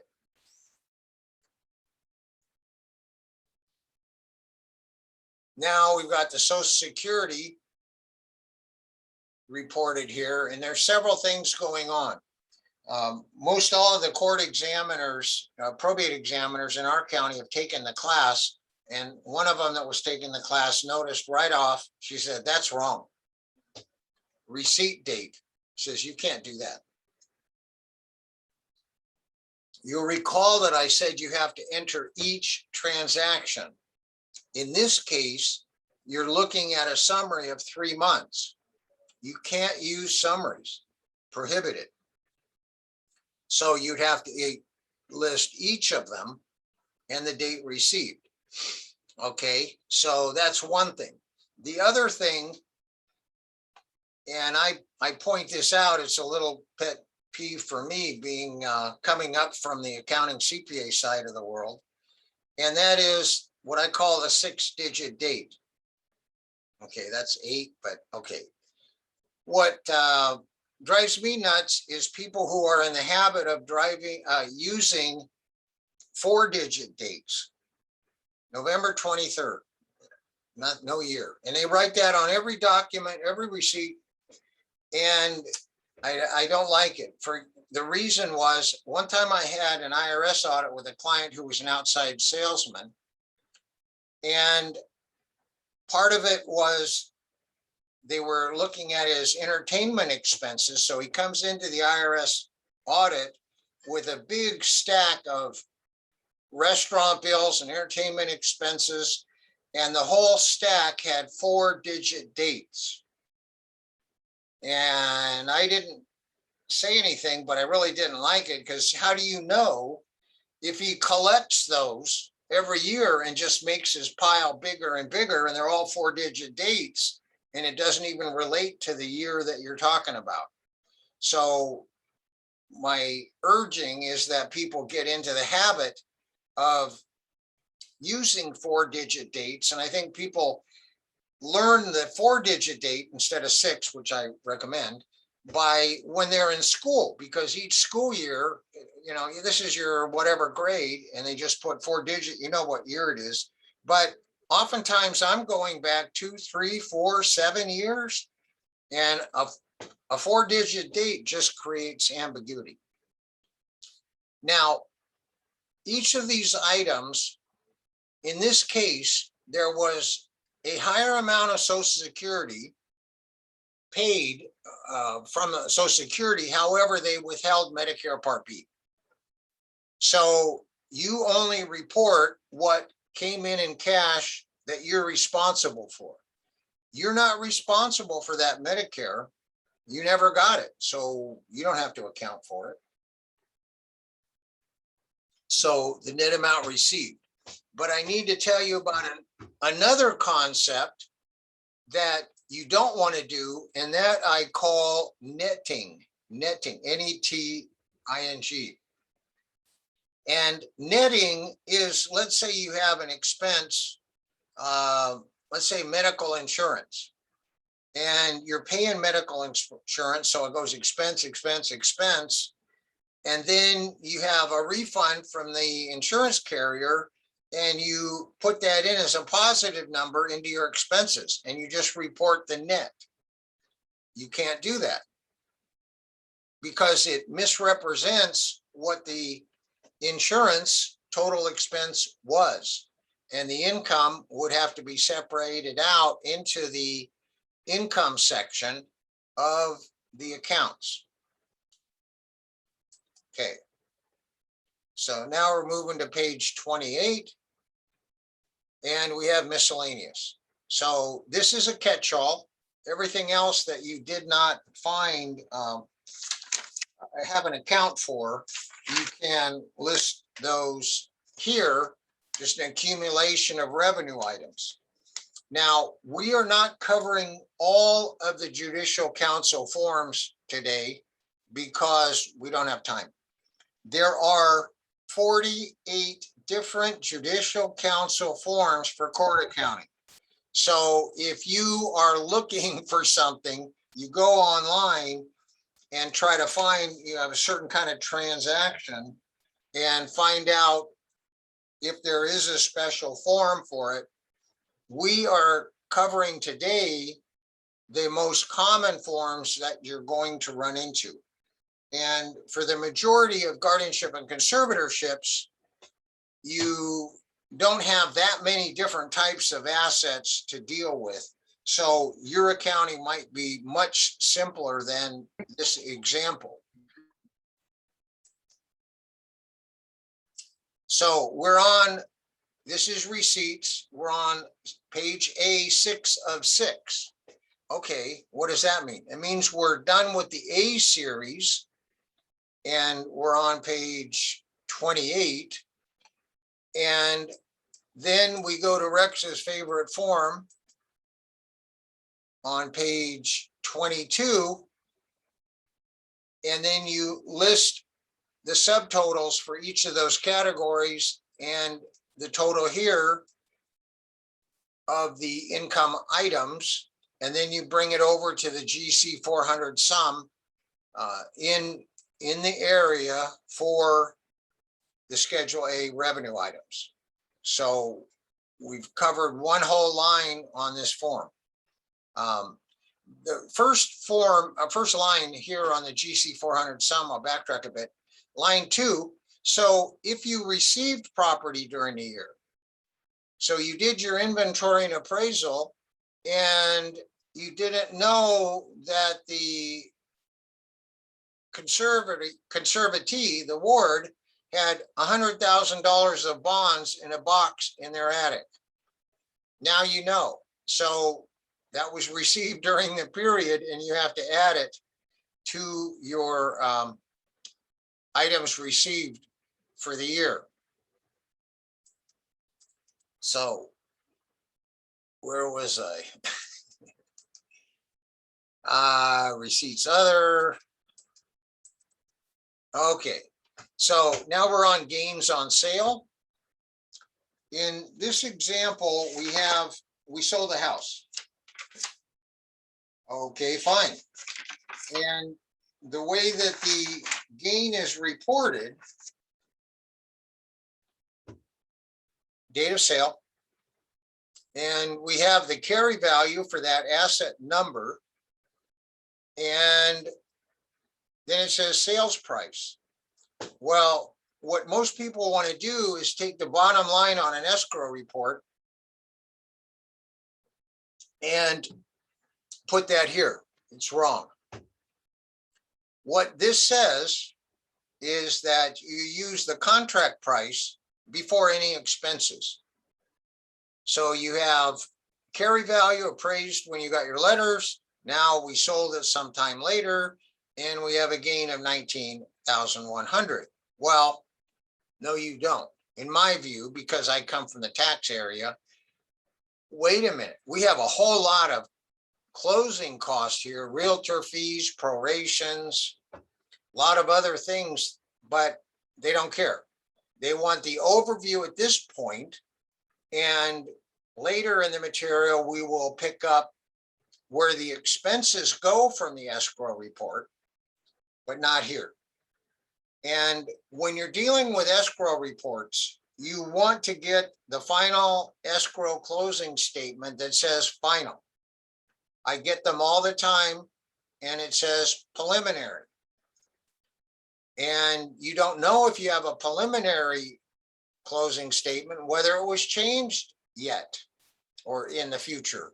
So we ask the client to get the final, and then they look back through their papers, and oftentimes the title company will mail it separate, or the person got a half an inch thick of paper in the closing.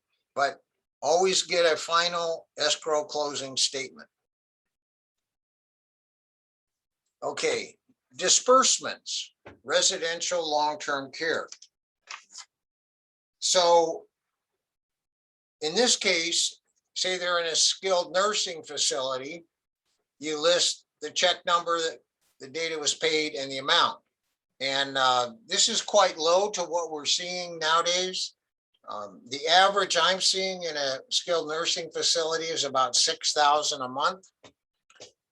And we have one client that paid $150,000 last year for care. Wow. That's a good way to make a small fortune. All you have to do is start out with a real big fortune, and then before very long, you'll have a small fortune. But list all the items here for the facility, not so much for the other incidentals, which we'll pick up later. Incidentals like haircuts, trips, special things. And we're on the Schedule C series. We're on the first of 8. Disbursements for general. This is your miscellaneous, everything that didn't fit elsewhere. You got check number, amount. By the way, I didn't mention it when we went through it, but whenever you're dealing with securities,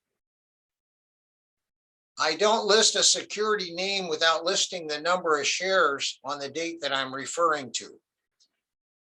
And if you're talking about foreign currencies, the same rule would apply. You would describe the foreign currency and then the carry value, which the probate referee would have obtained at the date you got your letters. And that would be your carry value for that currency, notwithstanding any changes in the market. And when you're reporting, as we talked about, there was a column on market value, then you would go online with the currency and show what the market value is. Currency and stock securities are treated very similar. There's not much difference, but my point here was list what the asset is and the number of shares, because that ties it down to specifics. So we're still in a subtotal. And disbursements and living expenses. Okay, so out of the skilled nursing home costs, I would peel out other things that were paid, maybe through that or through the checking account for the conservator or guardian. And I think, remember the issue about Social Security numbers. Okay, so a guardian and a conservatorship will use the Social Security number on all bank accounts and transactions. It's a Social Security number. In a probate, you have a decedent. And in a trust, normally it's when the trust became irrevocable, you cannot use the decedent's Social Security number from the date of death forward. It just doesn't happen. Most banks and everybody will close the accounts. So we go to IRS, in our office, we get the federal ID number called TIN, Taxpayer Identification Number. And for a decedent's estate and for an irrevocable trust, we will use that number for all bank accounts, and never let the bank use the administrator's Social Security number, because it's not the administrator's name or number. It's not their money. So you'll be using, and that goes for tax too, on the probate income tax returns. Could everybody check their microphone? We're getting some static from an open mic. Thank you. Okay, so these are living expenses, whatever they are. And so we've got birthday and other things. And here again, the divergence from tax, this is not, it does not say deductible. It doesn't have anything to do with deductible. It's just the expenses for the ward's living expense. Here we've got medical listing out the details. Here on this line, I puzzled over that T for a long time, and I finally concluded it was probably the temporary checks before the letters were issued, or before the final checks were issued. Disbursements, property sale. Okay, now we're picking up the escrow costs. So with the final escrow statement, we're showing escrow fee, termite inspection, these different costs, brokerage commissions, and totals it out. And during the escrow, there was a loan on the property that was paid off, and that is also indicated here.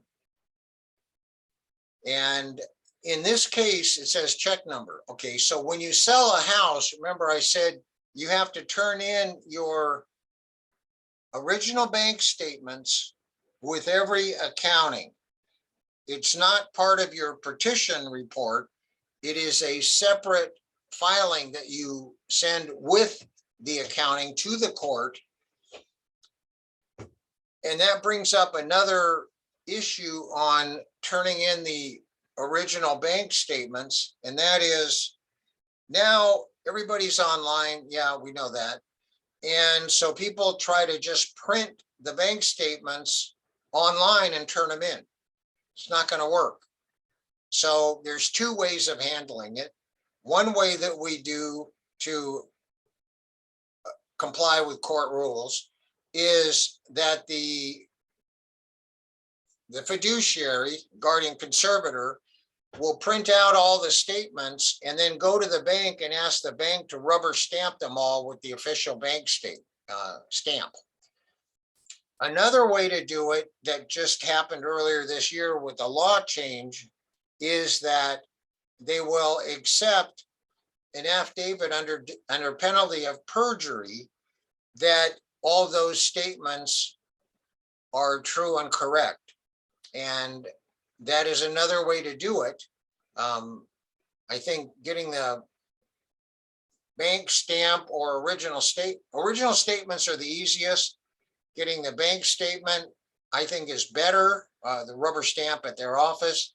But if you want to, you can look into that third method of affidavit, they call it, under penalty of perjury statement.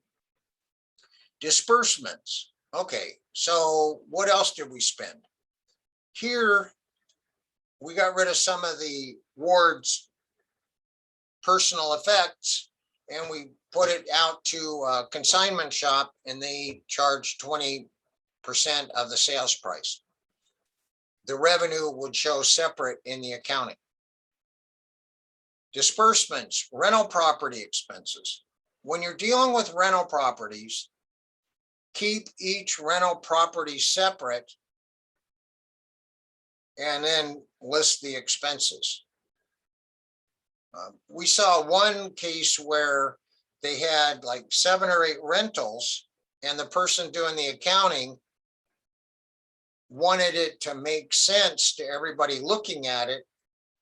And they put all the chronological, but then they put columns off to the right for each of the properties so you could see what the net was for each property. Probate examiners kicked it out. Can't do it. No landscape paper, no multi-columns. Okay. So even though this may not be easy to read, it is what they want. So, but separate out by property address. Disbursements, accountant, IRS payments, okay.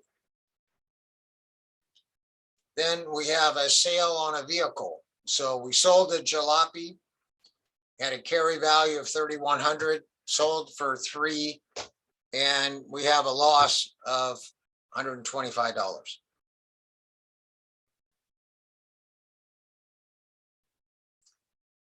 Now, here we get to the end of the account, the end of the time period, and we go back to showing the cash assets at the end of the account. Here again, I would add your asset numbers to the side to identify which asset through all the materials.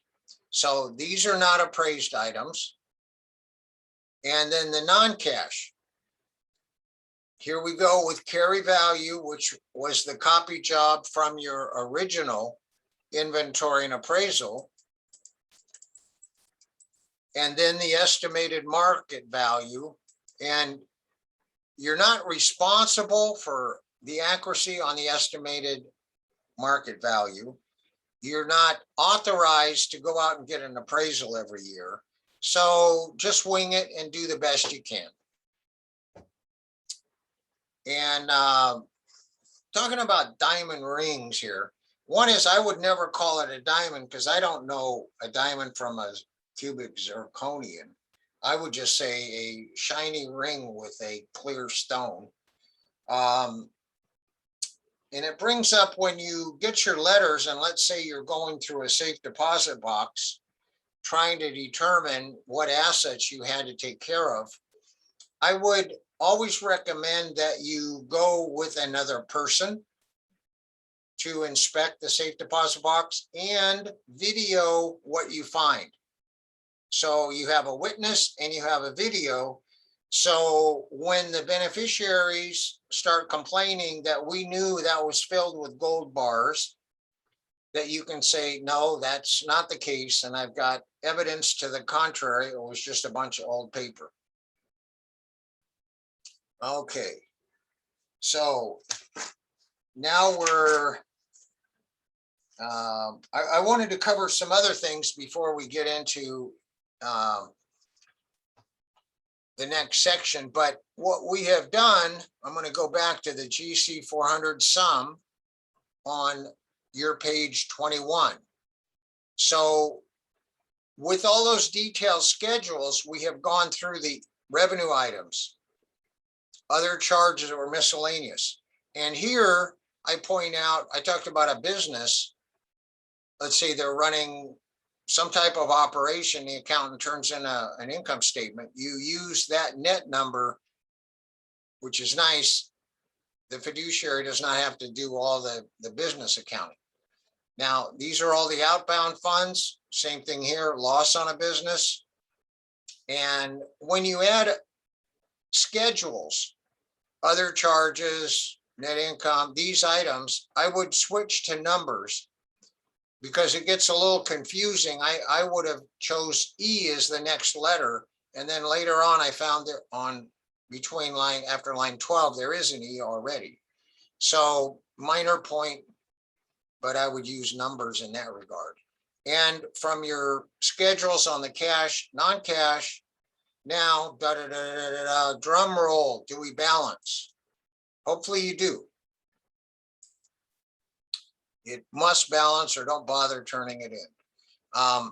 One thing that I do since I came up from the accounting side is I still have an adding machine, and I was always taught that every number you add up, you check it against the tape on the machine. And that's a good idea, and I suggest you do that. And then you're going to say, well, I don't have an adding machine. I do it on a computer screen or something. So what I suggest then is that you check your input numbers on every total in every edition that you do. It's worth it, because if you have to go back and find an error, and you've got stacks and stacks of papers and 3 boxes of records, it's not fun trying to find your error. So it helps to be more fastidious when you're going through.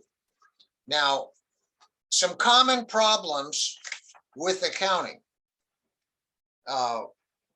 One common problem that I'd ask probate examiners, and that is there's an expense. And let's say repair on the hot tub. Okay, well, the probate examiner sees that and says, what the heck? Is this the fiduciary's own entertainment? And a hot tub repair, what's this all about? And so what I'm talking about is you need to explain it in a context, how it benefits the ward. So for example, if there were 65 bed sheets purchased, what the heck does anybody need 65 bed sheets? Well, you would put in there incontinence supplies. It relates back to the medical condition of the ward. So always tie it, especially if it would look unusual to other parties. Other common errors are somebody doing accounting for assets that are not the fiduciary's responsibility.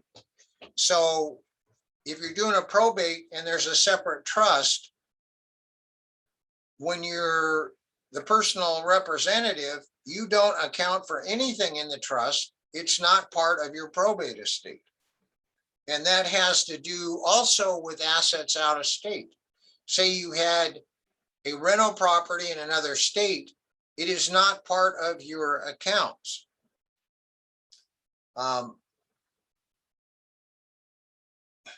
Confusing other types of accountings and account reports. So if you're a tax person, don't look at this like only writing down the items that are tax related.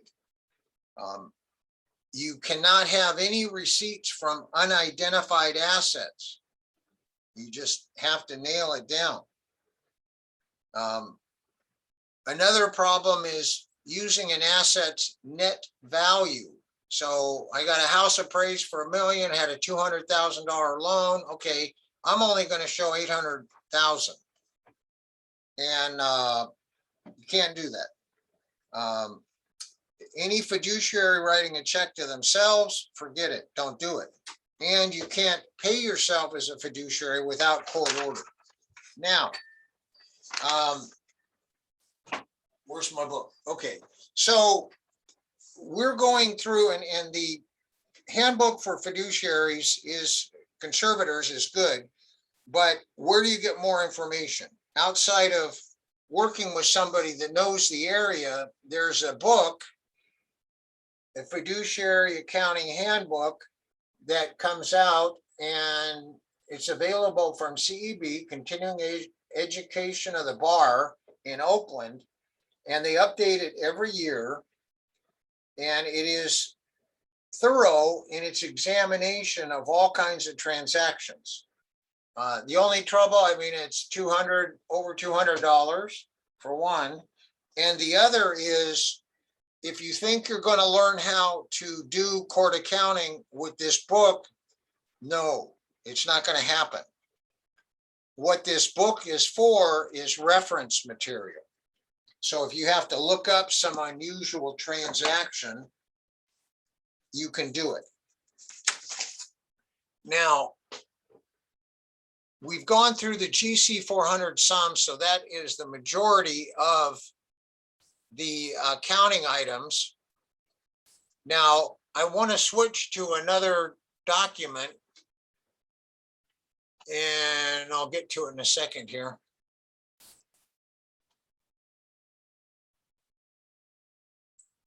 As soon as I can find it.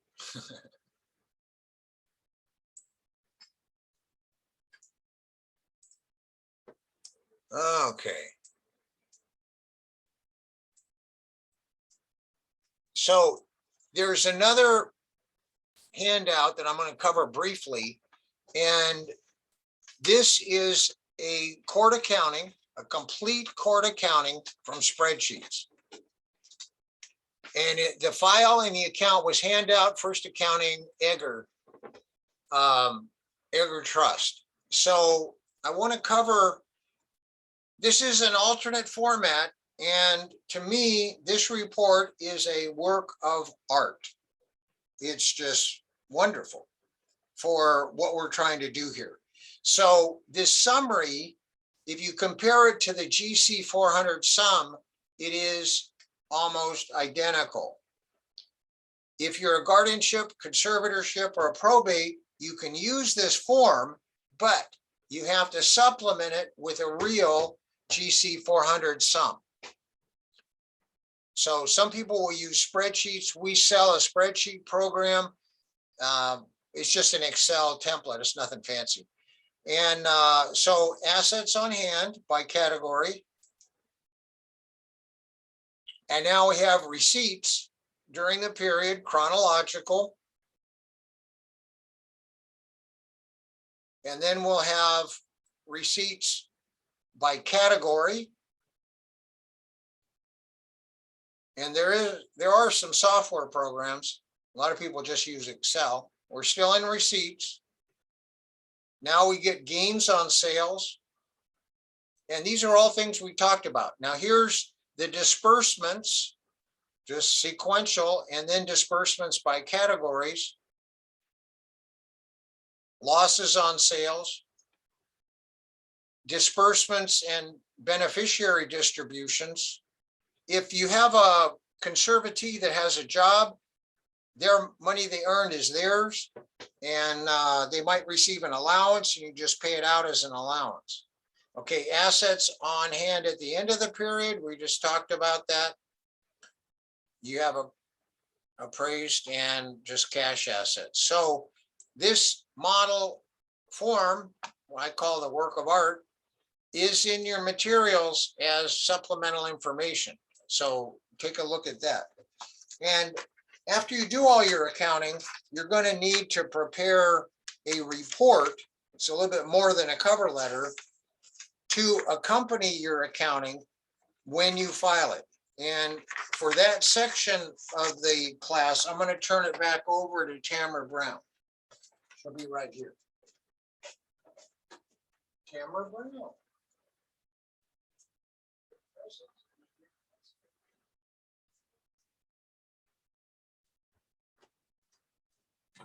You want the light on? Yes, please. Hi, y'all. Okay, so we're gonna end this. I'll try and go through it somewhat quickly so that we can make sure that we end on a time for those of you who, I know this has been a lot of information, but so we can make sure you end on time. I think Rex shut down his or I don't see, hold on, his handouts. Let's see if this is it. I'm not sure. I may have to get him.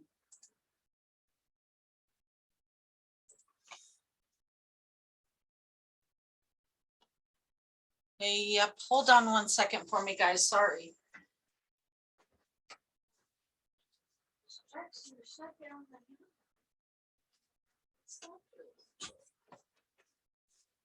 Okay, so it looks like I'm causing problems here, so let me correct that. And I apologize. I looked at that one. Okay, and let me move around here, and we're gonna Petition. go to this one. Is Thank that- you. Yep. Yeah, no problem. Sorry, guys.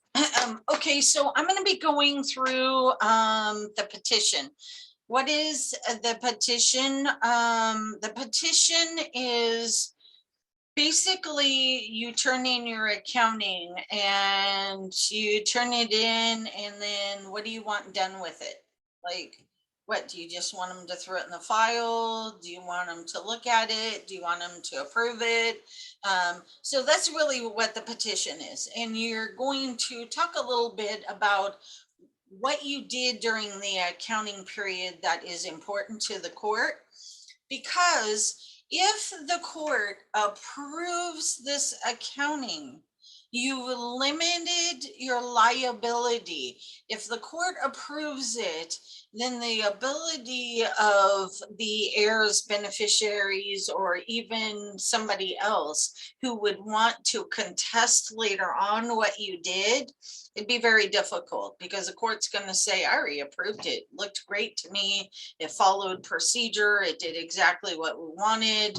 You've listed up front everything you did, and I approved it. So unless you can really convince the courts that everything in there is completely wrong, which, believe me, they will verify it with your bank statements and other things, there's nothing that another person can do. So it's really pretty important that you turn in the petition that goes with the accounting. Now, the petition has to be done on pleading paper. I know someone asked earlier today about, yeah, what do I, there's other paper that I need to turn in and write some stuff to get this accounting approved. This is exactly what they were asking about. So typically you're going to, or you always must submit the petition on pleading paper. The pleading paper just means it's numbered along down the sides and has these lines on each side. And that's it. So this is a sample of pleading paper that's completed though, typically you'll see pleading paper that's completely blank. If you do a search on the internet for pleading papers or something like that, you'll find tons of samples where you can download one and be able to fill it out yourself.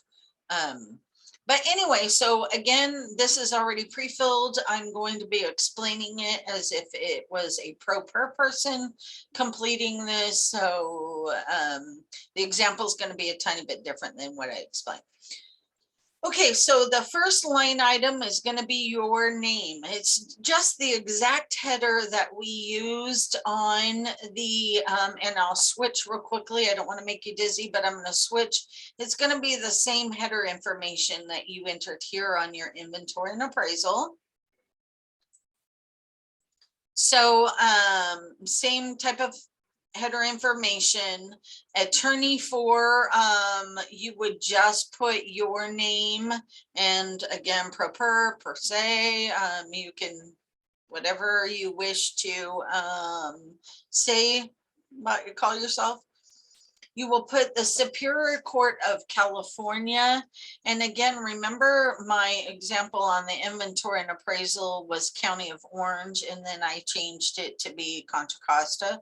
So you will put whatever county, and again, I'm gonna switch screens, so I don't want to make you dizzy here, but it's going to be the same information that you've put right here. That's going to go on your petition. Okay, and then in this case, we have an example of the conservatorship. Now, again, remember, and I don't know if Rex went through it or not, there is a difference between whether you are conservatorship of the person, which just means you wouldn't be doing a petition right now. Conservatorship of the person really means is making the decisions on, you can make doctor's appointments on where they live, if they marry, if they're allowed to marry again, if you want them dating, if you want them, that's conservatorship of the person. Now, in this case, we have the person and the state. This is typical, but not necessarily, because again, when I was explaining my example earlier this morning of a case I got at 6:30 this morning, I woke up to, it was going to be a guardianship of the estate only. We have minors, which means to me they must have, oh, the guardian is the father, but the father and the mother were separated. The mother passed away. And so the kids are now going to live with dad. And so he's going to become a guardian of the estate only because they're going to inherit money. So he's going to be the one that must account and make sure that that money is taken care of until they're of the age to get it themselves. Because remember, minors cannot inherit until after they're 18. So the name right here is Jeannie Lowry. Again, you'll see that from the first page of the petition. It's really important on your petitions, if the person's also known as something else, believe it or not, sometimes it's funny, I will get cases and they'll be like also known as and have a completely different name. Like, I understand this right here is probably she was married or went back to her former maiden name, something like that, which could happen. I myself, with my complicated name, I went by Tammy in high school, and then after I graduated, I switched it to my real name, Tamara. And so maybe they would put Tammy as also known as, but remember, it could be a nickname that people have always called you, or always called the conservatee all their life. Make sure you indicate all names that you know of or you've asked other people that they could have gone by, because it's really important to read and know kind of who this is talking about. Okay, in this case, it's conservatee, or you could say minor, or if they were a decedent, I put deceased.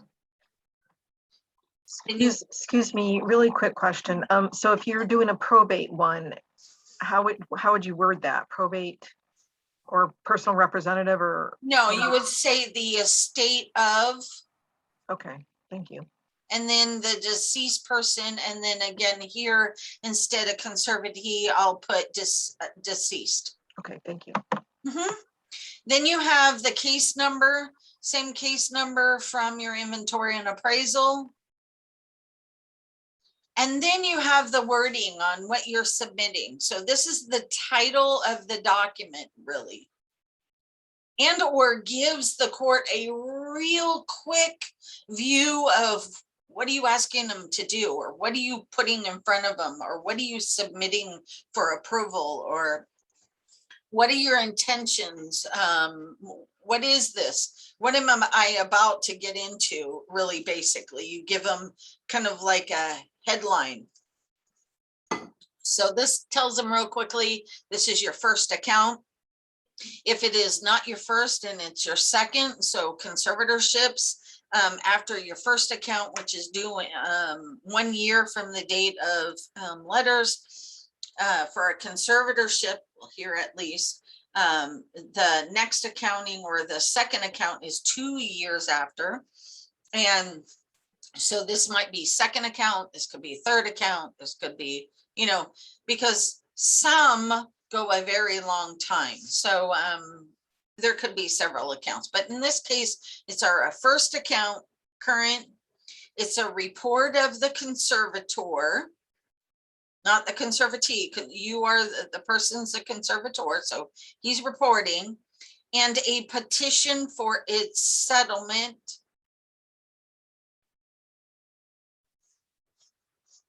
Then it says for the approval of the sale of property. So I'll show you in the examples how there was a sale of the vacation home, a sale of the car, or things of that nature. I know somebody asked that question earlier. And then lastly, you're asking, in this case, this conservator is asking for an allowance.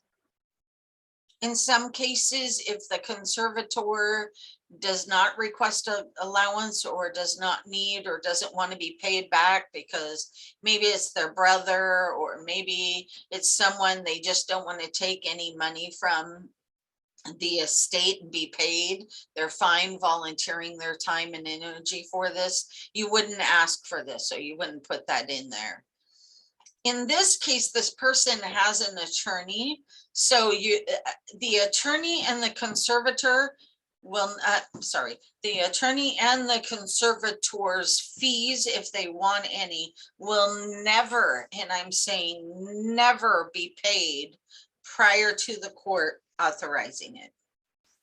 You will get in massive big trouble and could possibly, be released from your responsibility if you pay yourself or the attorney prior to the court order. That's a big no-no. So that's what you're asking for here. That's all we have. The date of the hearing, unless you know when the date of the hearing is, more than likely that'll be left blank. And when you go to file it, or it depends on, like mine, I mail them in. If I just don't have enough time to go to the courthouse, I'll mail them and ask for them to mail them back. Because I know my hearing date is not going to be forever. I can tell you now, I think it's Alameda. I filed maybe a case yesterday and I have June 2022 as my hearing date.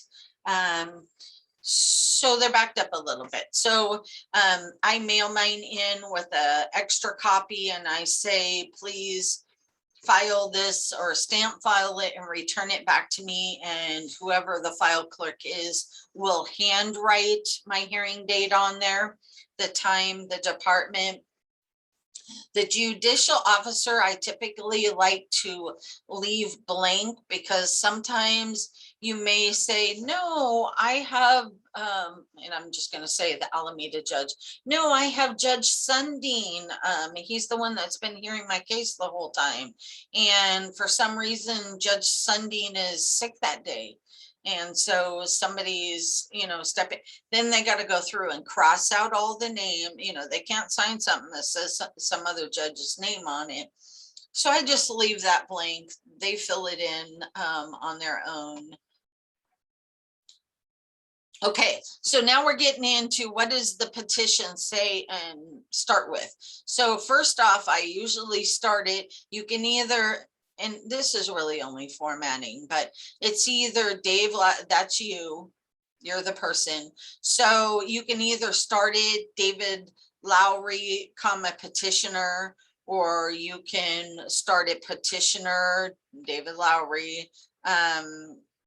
Now, the reason why this says hereinafter conservator, instead of what that means for those who may not know, is when it's in parentheses like that. So basically, I'm stating the rest of this petition, I'm just going to call myself conservator. I'm not going to say David Lowry petition and conservator, or I'm not going to say David Lowry conservator. I'm just, when I refer to conservator, that means it's this person.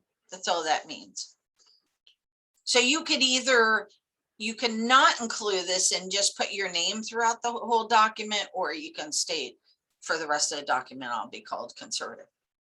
So David is the conservator of the estate of Jeannie, who is the conservatee, and I present for settlement and allowance this verified first account, which is up here, and report of my acts as the conservator, and I respectfully state the following. Basically, now you're just stating everything that's happened. So remember this petition, just to be a little bit mindful. So you can imagine how many different cases the judges look at a day, much less months go by. And if I'm telling you, I turn in this petition for filing today and I don't get a court date till June, that means I've gone 8 months, and imagine how many cases have gone through. So a judge can't remember every single case. The more difficult ones, the challenging ones, the one they get mad about, or the things, if you really fall flat on your face and you're sloppy and give them a lot of grief, they will remember you. But in most cases, they don't. And so what are you doing up front? Up front, what you're doing is you're giving them a very quick synopsis, so they don't have to open a huge, your file can sometimes be this thick. They don't have to open a huge file or go through a bunch of papers to learn. So if you'll see, the first thing we have in here is, okay, I'm gonna stay up front, judge. I was appointed, so right here it says the petitioner was appointed, the conservator of the person and the estate. And so we put the conservatee's name. She's also known as, she's a conservatee. And in this case, my court hearing was on March 8th. Let's say that was a Friday, but my letters were issued on March 14th. Typically, you'll say I was appointed and received my letters on March 8th, 2012. So at all times since this appointment, I have been acting as the conservator. That means you haven't resigned, you haven't let somebody else take over because maybe you were sick for a little while. First of all, you'd have to go to court and get appointed to do all that. But I'm just saying, you're stating nobody else has taken control, or nobody else has done anything with this person or the estate but me. So you state my inventory and appraisals filed. So again, if you didn't do one, you're not going to get this petition done. So an inventory and appraisal was filed on May 25th, and it showed this value. So now he knows, okay, great. I see I've got a value. I'm going to quickly switch over and glance at the accounting, and I better see that same value on the accounting, the start of the accounting. So see how you're given just a quick, it's not, so now you're stating, okay, Your Honor, this account that I'm turning in covers this time period. So in the case of when it's covers a 2-year time period, you would have a 2-year time period. But in this case, the first one is always a 1-year time period. So you state your charges and credits. You ask that they're accepted. You're entitled to, they were estate expenses that were paid, or there was income that came in to the conservatee. So that's all this is saying. So whatever came in or whatever went out, I've reported it on the schedules.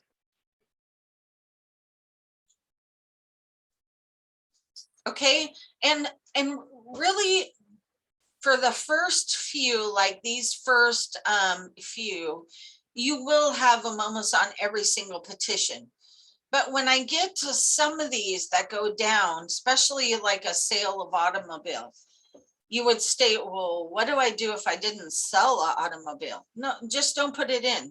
My numbers may not match yours. You may not have all the examples I'm giving. You may only have, you know, a couple things on your petition, but in this case, I'm showing examples if you have a bunch of these situations. So again, your number 5, if you didn't have any investments, your number 5 would just be, here's the accountant, can I get paid and we're done. If it was, you know, a small, easy estate.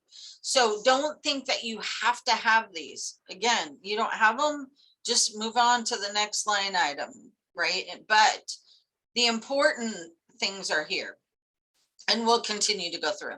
So authorized investment.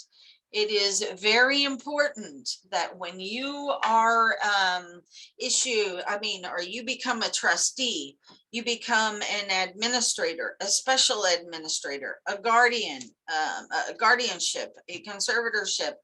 You must transfer the bank accounts into an interest-bearing account. Now, a lot of people go, oh, well, I did that and I didn't put it in an interest bearing. It's just a plain regular checking account. I will instantly tell them, you better go hurry and put it in an interest bearing account. I have personally seen where I think it was a conservatorship, pretty sure it was a conservatorship, but the conservator just ran it in a regular checking account. Now you're talking an estate that probably had like 500,000, or it was somewhere way up there in fee. And I can tell you that a beneficiary sued the conservator for interest she would have gained if that conservator put the money in an interest-bearing account. Now, because the conservator did not put it in an interest-bearing account, it is then her responsibility if the beneficiary wanted interest, and that conservator ended up out of her own pocket, which no one likes to do, but out of her own pocket ended up having to pay the interest to that beneficiary. Because you will note that when you take on a conservatorship, a guardianship, special administrator, you are told, or you should know, that you would have to put money in an interest-bearing account. It's not fair that you run it and you don't get the interest. even if it's, you must be on the conservative side. So even if you go, well, shoot, it's gonna earn 2 cents and it's a pain in the neck, because then I gotta order checks, I gotta do this, you gotta do that. You try and put on here to the judge, no, I didn't put it in interest bearing, I don't care, it's only 2 cents. I put it in a regular checking account. You're gonna have a word or two from the judge once you submit this. And not that you'd state that in the exact words, but they're looking to see and watching that you are protecting somebody else's money that's not yours, even if you are to be the only beneficiary of those funds, you still have to follow the procedures that are set in place. Okay, so we're going to get down to liabilities. Basically, you'll state all the liabilities have been taken care of. There are no liens on the estates or no liens on any of the assets. There are no taxes due. There are no judgments that you know of that the state is responsible for. So basically, you're stating here, I've paid all the bills and everything's taken care of, and there are no liabilities. Of course, if there are liabilities, you want to state who they are. For instance, somebody filed a creditor claim, have you gone through and determined whether you're going to pay it or not, because you have the ability to not pay it or disagree with it. Or here's the other things that I've been getting, I'd say within the last about 8 months. Man, these headhunters who are going after, you're going after filed probates, they'll immediately go find who I've listed in as beneficiaries, or I've listed as people to notice, and they've sent them letters. Hey, I'll give you money now. You don't have to wait for the probate to close, which will take a year and a half. We'll give you money now. And all you have to do is do an assignment. Scariest thing, or it just saddens me how many of them I am getting every single probate now. And for these type of things, and it's crazy that anybody would agree to them. That's what's stunning to me, because most of the time we're talking, like, for instance, the person will get typically it's $9,900. I don't know why not just 10,000, but it's $9,900. So so what they do is they say to the beneficiary, I'll give you $9,900 cash right now, but you'll sign over $20,000 of your inheritance. And it's called an assignment that they end up filing with the court. So they give you $9,900 now. And in a year or a year and a half, if that's how long it takes, you don't even pay them back. Me as the administrator, or helping the administrator, before I can pay the beneficiary, I have to pay the assignee. And if there's anything left, I pay the beneficiary. It's quite sad that they can take double. It's actually more than double the amount they give, but I don't know. There's nothing stopping them. Although I will state one more thing. I had one with Judge Bean in Alameda. She's our female judge. And we had an assignee, and they ended up talking the administrator into doing like a deed of trust or a loan on the deed of the house. And therefore, they got paid out of the proceeds of the sale of the house instead of waiting till the final distribution. And the judge flipped out and said, they went around the court. I didn't approve them to be paid. And we're like, it went out of, escrow title. And we had no choice of it and blah, blah, blah. She made us, the judge made us file all the documents and give her the contact information and everything about that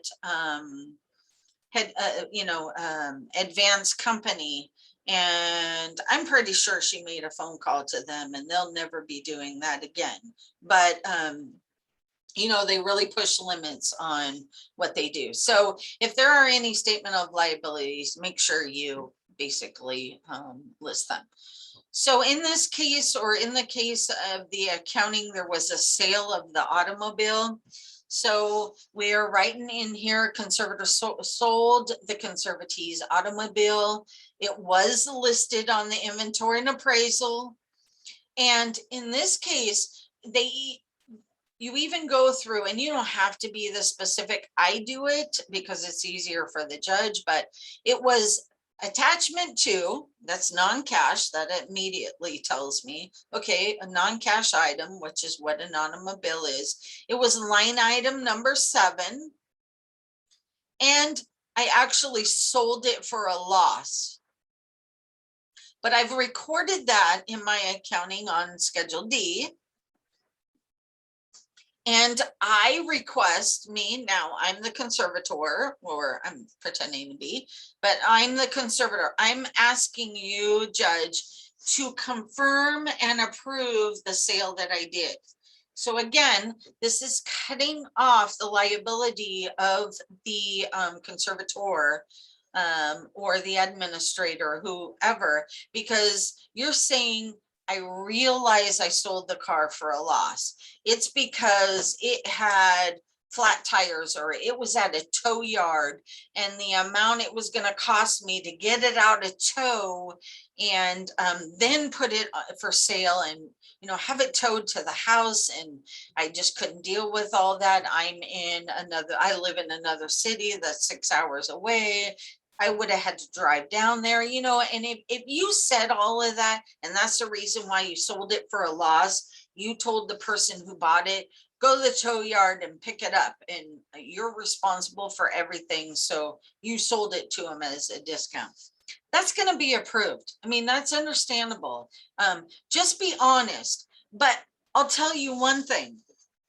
Say the sale of the automobile, and it was a sale that, hey, guess what? My kids are all driving. They needed a new car, and the conservatee, which is just my neighbor, let's just say she's just my neighbor. She had this really nice Mustang, great shape, low miles. And boy, one of my boys will just be in hog heaven of that Mustang.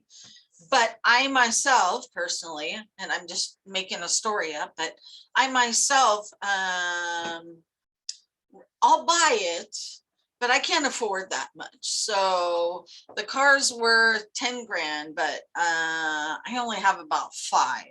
So I'm going to buy it from the conservative for 5. I'll report I bought it. So I'm not doing anything wrong, right? I'm reporting I bought it. But can you see where they're going to have a big, big, big problem on what you did? You've decided to sell it at a loss to yourself, and you're benefiting it for your own family members, and that will never be approved. Never, ever, ever, ever. So please don't try and do things that way. But if it was a loss and there is a very good reason on why it's a loss, it'll be approved. But you're telling the courts, okay, I want you to confirm and approve the sale so that a beneficiary or heir doesn't come back later and go, hey, wait a minute, you lost 5 grand on that car. I'm going to sue you because you lost me 5 grand worth of inheritance. Once the courts approve the sale, cuts off liability. Okay, same thing about furniture and fixtures. The reason why this is here is there must have been value on the The vacation home, I can tell it says Newport Beach. It tells it was on the inventory appraisal. It was attachment 2, non-cash. Item number 3. And then the person explained the sale was made necessary because the home was rented to a family with their own furniture. They didn't want the furniture that was in there. I had no place to store it in the Conservatives' house because the house is fully furnished and a whole nother set of, stuff. What am I going to do with it? And it really doesn't have a value enough to hold it in storage because more than likely the conservator, let's say, has dementia or something and is not going back to that house, and or just it would cost too much money to store it.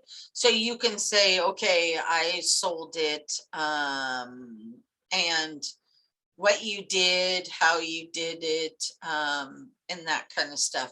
And that all indicates, what you did, and you're asking for approval.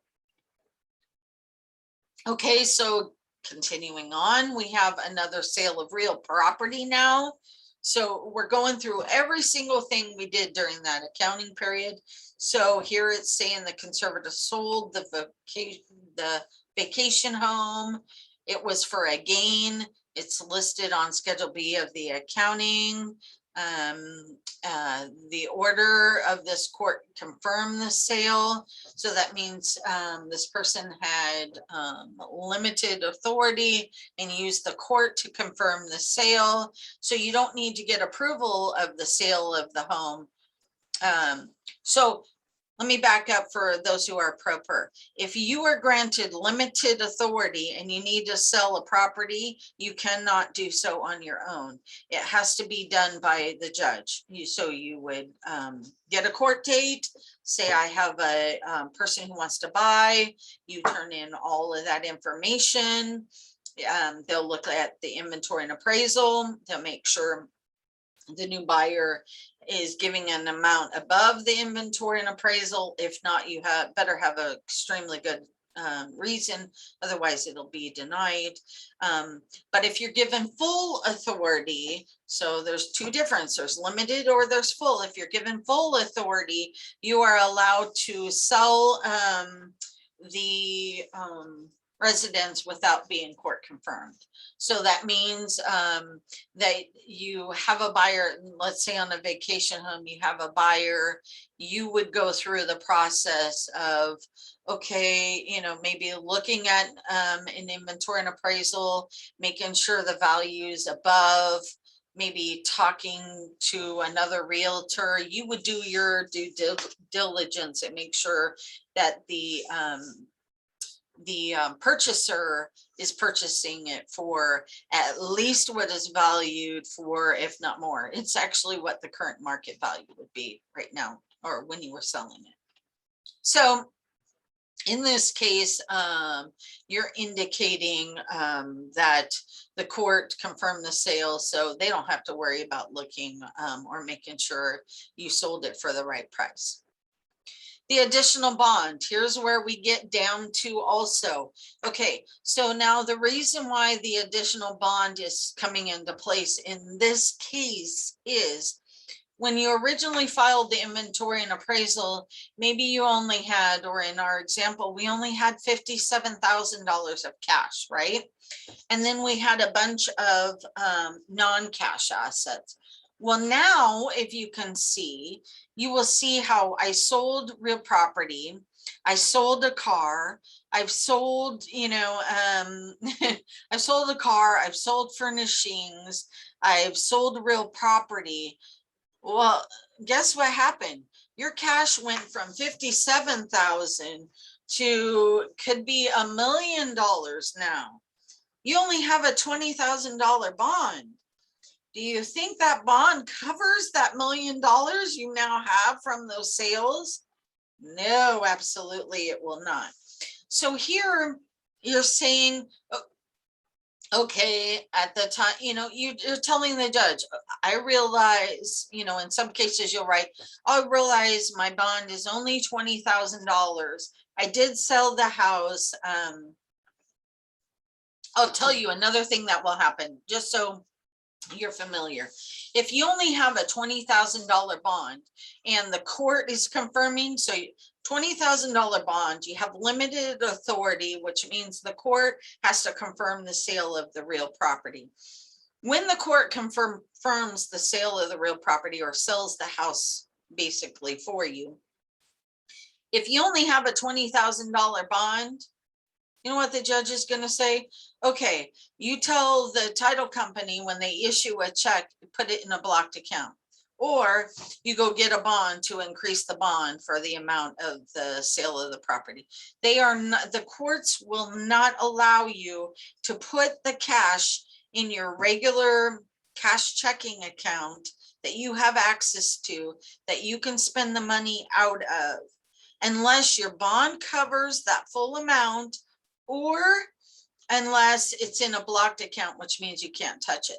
So sometimes if I don't want to deal with the whole blocked account situation, I know there's going to be sale.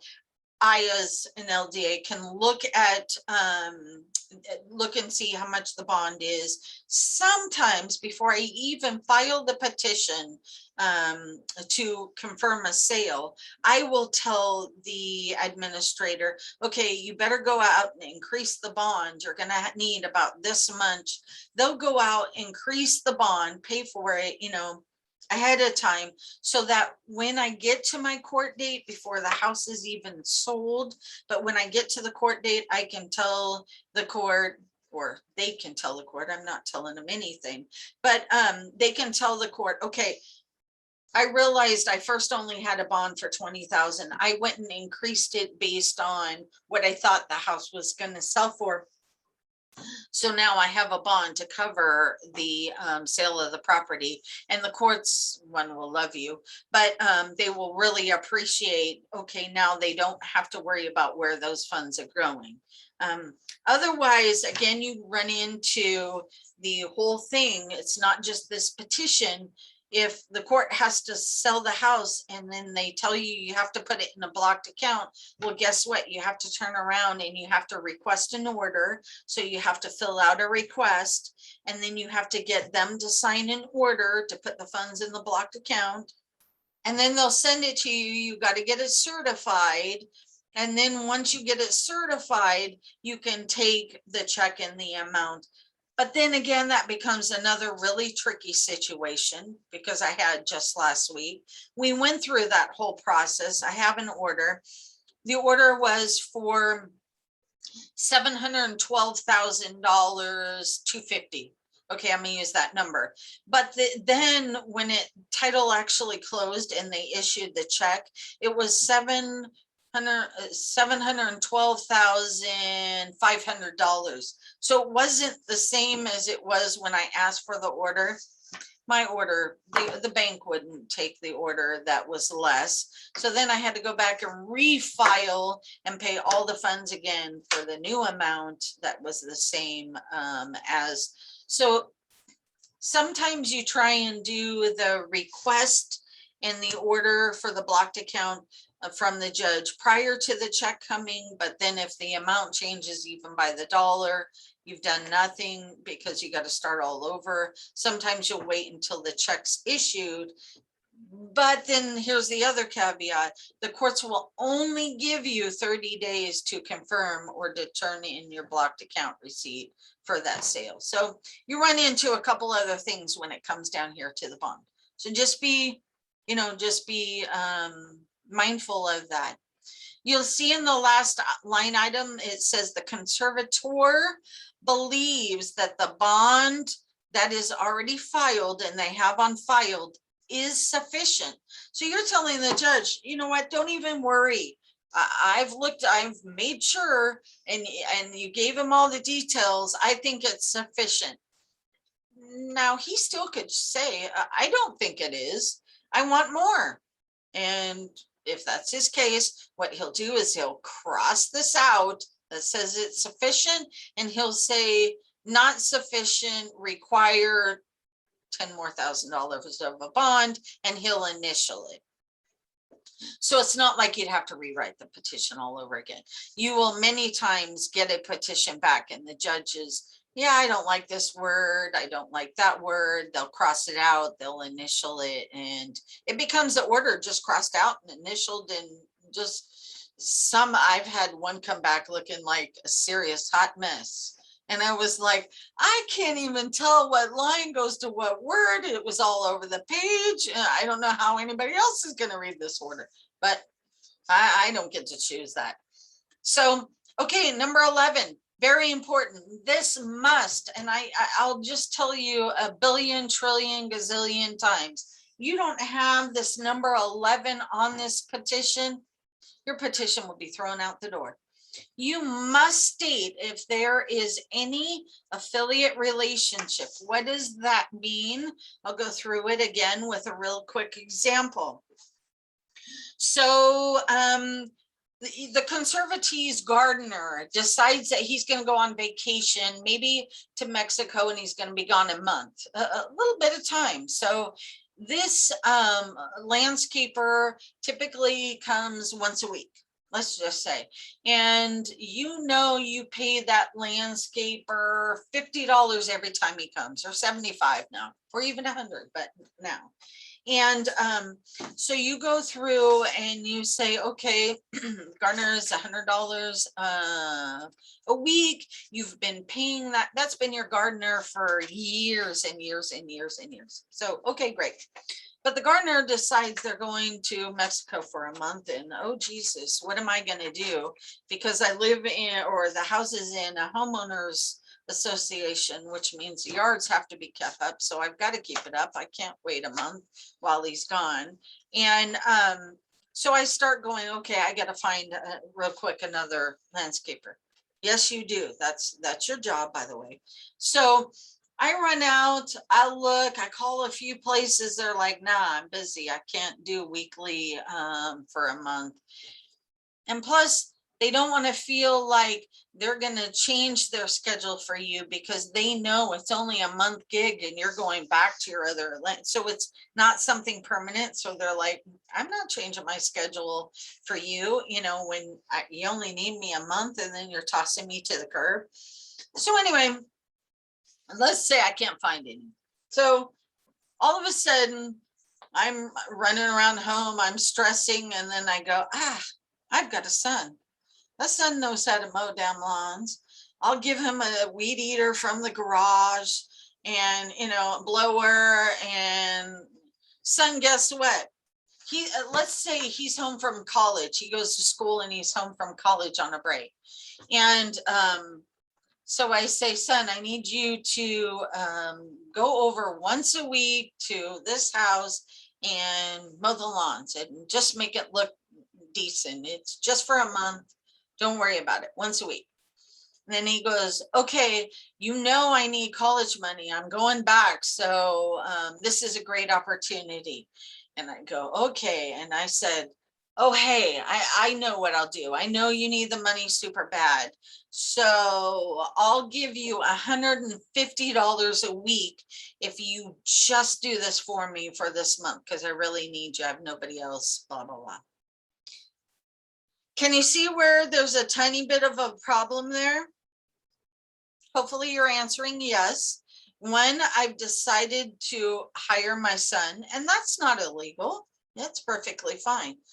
But the part that makes it not good is I have decided that just because I know he needs the money, and this isn't my money I'm spending anyway, so what do I care, right? I'm giving him $150 an hour, which is way more than the landscaper I had, and I don't have a right to do that. It doesn't matter if I'm in dire need, I can't find anybody else. So let me use that same example, and I tell the court, you know what? I called 10 different landscapers. I couldn't get anybody. But I finally found this one who agreed to do it, and they're $25 more. They'll go, okay, you have a good explanation. You tried calling 10 other places, blah, blah, blah. You tried your best. I could only find somebody who was more expensive.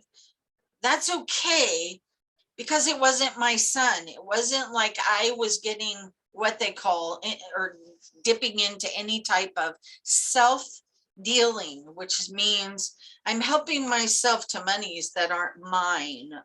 That's not really what it means, but it's kind of means the same thing. So I'm helping myself to monies that aren't mine. And even though it was going to my child, I'm still helping myself to monies that's not mine. So make sure you stayed in here. It is okay to, let's say, hire your daughter to be the housekeeper, or, you know, the cleaner. The house needs clean. But when you hire your daughter, it has to be at a reasonable rate that anybody else would charge. And as long as you can prove that you're not giving her more, or your daughter is not getting more than anybody else would, you're perfectly fine. It's the going the step beyond and giving them more. And the tipping part, or like say you decide them to do the housekeeping and all of a sudden you give, oh, I want to give her a $50 tip because it's Christmas. Unless you want to pay that $50 back, don't do it. And even if you want to pay that $50 back, don't do it. Don't use the conservators' money to do anything but pay the bill. Even if, say, for instance, the housekeeper goes, hey, usually she pays me a tip, you have to say, I'm not allowed to do that. I'm really sorry. I can't do that anymore. So don't do it. Just warning you, if somebody comes back, you're going to really have to explain yourself. So it's just best not to. Okay. So now I'm getting down to, well, maybe I should stop real quick, although we only have 9 minutes, but I'm getting towards the end. Does anybody have any questions that far through? Nope, we're good. Okay, I'm going to continue on. So now we're getting down to the conservators' compensation. So basically right here, if you are the conservator, or the guardian doing a guardianship, and you want to be paid for this petition and doing the accounting and doing the inventory and appraisal and paying the bills and caring for her, the conservatee, and driving her to her doctor's appointments and dentist appointments, and maybe going over and taking her weekly incontinence stuff, or, you know, whatever it is, you would then say in here, okay, I've spent approximately 150 hours. In this case, they said, I spent 150 hours providing services to my mother. So you can tell this person, the conservatee is the mother. I visited her at the care facility where she states that's at least once a week. I made sure she's receiving the proper care and all of her personal needs are met. Courts love to hear that. They love to see that you've taken the time to make sure, you know, she's clean. She's, you know, she's getting fed. She isn't losing tons of weight, or she isn't getting, you know, a hugely bigger, or they're managing, you know, you glance at the prescriptions because you kind of order them, and you know that she's getting her, and they're just taking really good care of her. Unfortunately, that doesn't happen every place, and maybe you have to move them or whatever, you know, you can go through that example. But the courts really like to see this information. So let's continue on. So you've marshaled all of the assets, you've paid all her bills promptly, and you've managed the estate frugally. Now, you don't have to really put it in those terms. I mean, that exact words. You can say, and I've managed the estate to the best of my ability, or I've managed the estate as I was supposed to, you know, whatever you wish to say there. And so here's, you're going to get into more of what you did during that 1 year. So I arranged for the sale of the automobile, which we already stated up above. She can no longer drive it. I also listed and sold the vacation house to raise money for her care. I rented out her regular home for a monthly income greater than the cost of maintaining the property. That's always important to say, that you're not renting out the house and it's costing the conservatee anything even after the fact. And I have received no compensation for my services. Extremely important sentence. Okay, so in this case, the conservator is requesting an award of $500. That's it. They say it's a reasonable sum. And, you know, I've missed work and I attended court hearings, and that they're only charging back $500 is astonishing to me, because 150 hours, if you put that into $500, you know, they're making pennies. But so I will tell you that the most people, or majority of people, ask me, well, I don't know how much I can charge, or what to do, or what the fee is, or what's proper, or, you know, how do I come up with this number? And I go, well, hopefully the whole time you've been doing the conservatorship, that you have been writing down and keeping a log, either on a calendar or somewhere, someplace, every time you've done visits, every time you've gone to the bank, every time you've gone to the store for them, every time you've done anything for them, should be written down in a notebook on a piece of paper, the day, what you did, what the results were from, you know, what you did, how much time you spent. And then I will tell you, just recently, and I'm looking down to see the date, as recent as July 1, 2021, Contra Costa account, you need to look at what county you're filing this in, because I'm sure the counties are different, but I would want to say they're somewhat similar, but I've not verified that. But I can tell you, Contra Costa County raised the non-professional fiduciary, which is what a pro per is, or what they would be considered, raised the rates from $50 an hour to be paid to $75 an hour, and raised all of the other rates also. If you're a fiduciary, if you're an attorney, if you're raised all those rates also. So make sure you look at the local court rules. I know for Contra Costa County, it's local court rule. So if you wanted to look it up, it's LCR, but 7.426. I'm pretty sure that's what it is, but I can tell you of the local court rules for 2020. It's page 171 of 189. So it's back at the bottom, or back at the end. But the local court rules states you get $50 an hour. Now, here's another funny thing, and this happened a week and a half or 2 weeks ago. I did a filing for a conservator. It's his second court accounting that we're having to turn in, and he was okay keeping, because, you know, his first one, he was at $50 an hour. That's what it was, the rate during that time. So the second time he says, you know what, no, I'm good with $50 an hour. So he turned in his invoice that said everything is did and the amount of hours. And so I put it in there as the petition.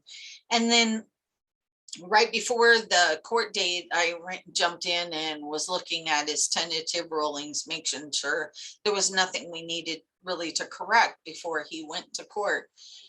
And I couldn't believe it that on the tentative ruling, the probate examiner wanted me to do a verified deck, or a declaration for, or wanted the conservatee to do a verified deck explaining why the rate is $75 an hour and they're only asking for $50 an hour. And I thought, what? Like, he's actually asking for less. Like, you would think that you'd go, okay, great, we're happy. But no, they wanted me to turn it into a deck. So I had to explain that he was perfectly okay receiving the same hourly rate as he did when it was back in 50, that he just didn't want to charge the conservatee, who happened to be his partner, didn't want to charge his partner more than he was perfectly fine with the 50 an hour. So that was just a very odd thing also. So that's a fee. So you take your total amount of hours times the hour, the going rate. Any questions? Somebody I heard bounce in, but I'm not sure if they wanted to ask a question. So I have a question, where to find the website? It's on the court website for the rate.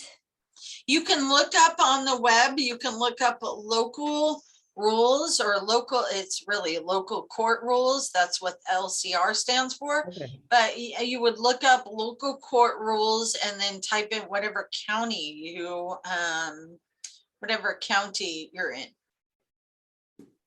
Okay, just through Google or Yahoo search. Sure. Okay, thank you. You're welcome, hon. Anybody else? Okay, now we're getting down to attorney compensation. So again, there are certain rates that an attorney can charge. You will not have this if you're filling this out for yourself and it's pro per. So remember, this may not even be something you asked for, but you will see an attorney's compensation. An attorney must state in their invoices, and if they are an attorney, they already know this, but they must state on their invoice the day, what they did, and how complex or easy that task was. So if it was a very complex, like there was arguments, there was 10 phone calls, they went back and forth, I couldn't get, a hold of this person, or yes, whatever it was, he has to list the complexity of what he did. Otherwise, the court will not approve his fees.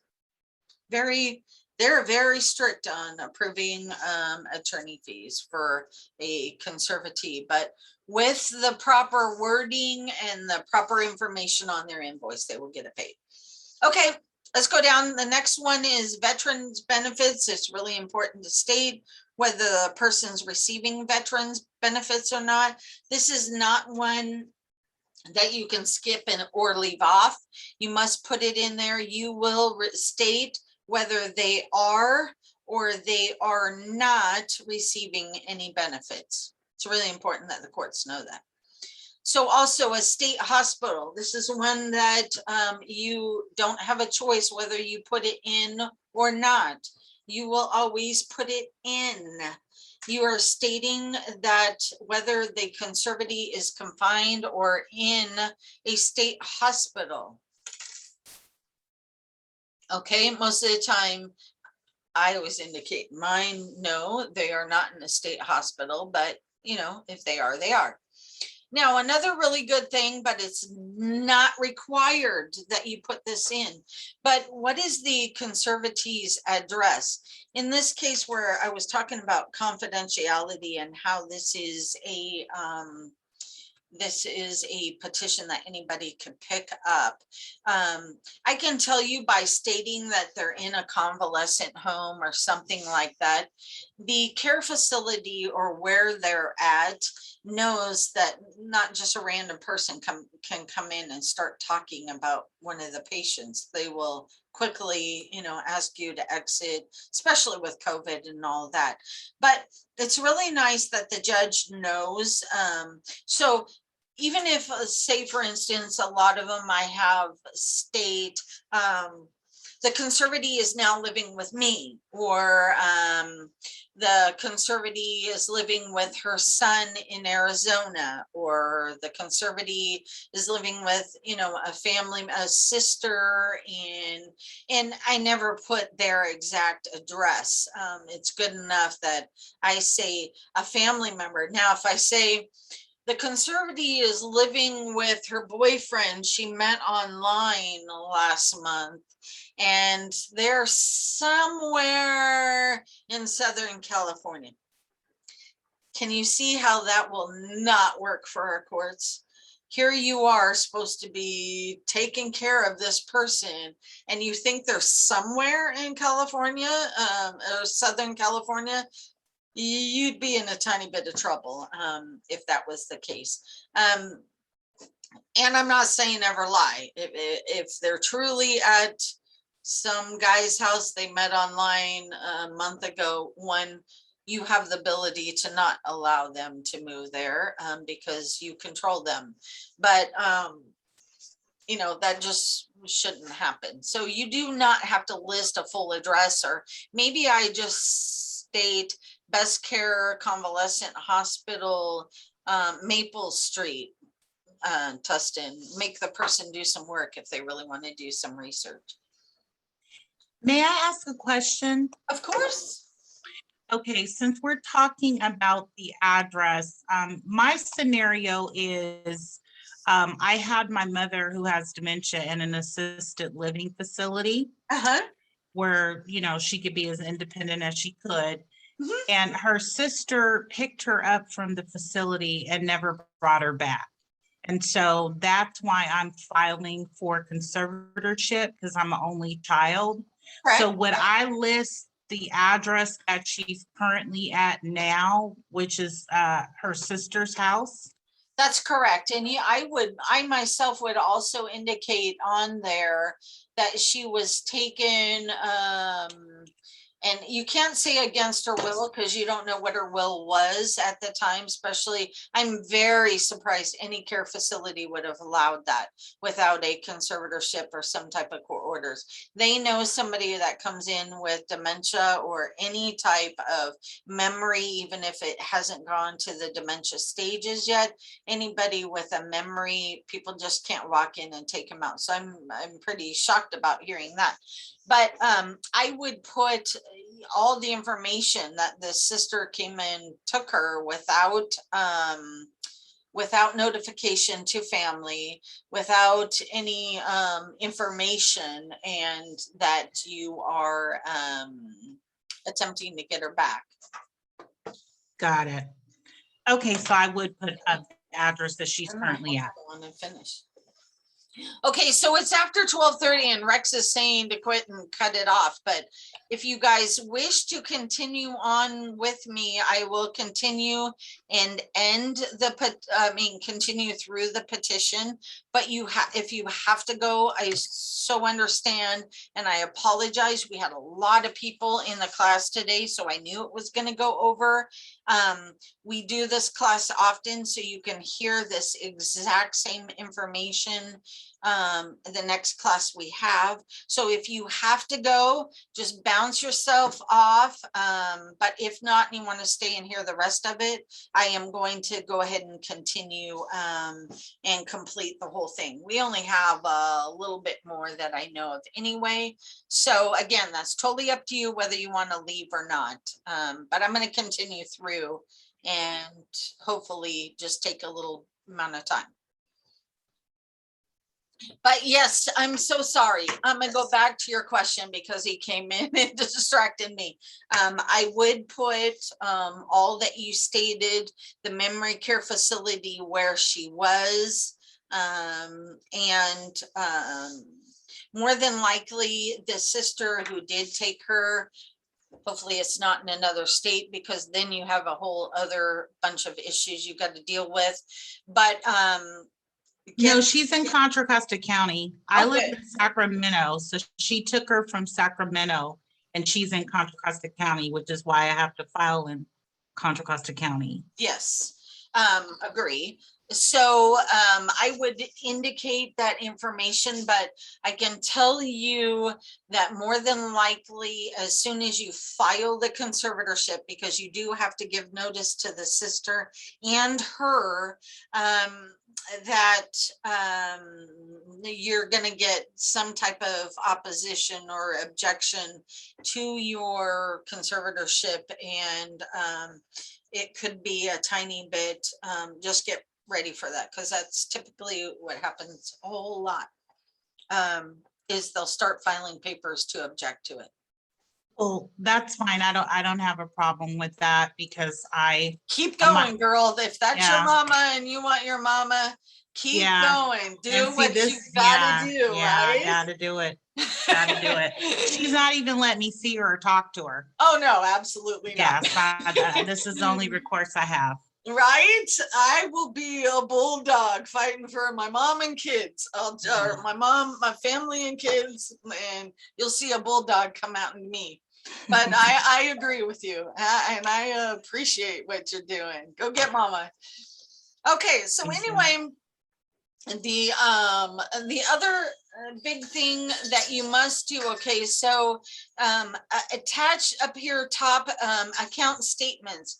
So what does that mean? The account statements, what that means is you must turn in with your accounting the original, and I'll say this one more time, the original bank statements. They cannot be copies. They cannot be printed off the internet. They can't, but then you're going to say to me, well, wait a second, the account doesn't have the paper statements. It only has online access.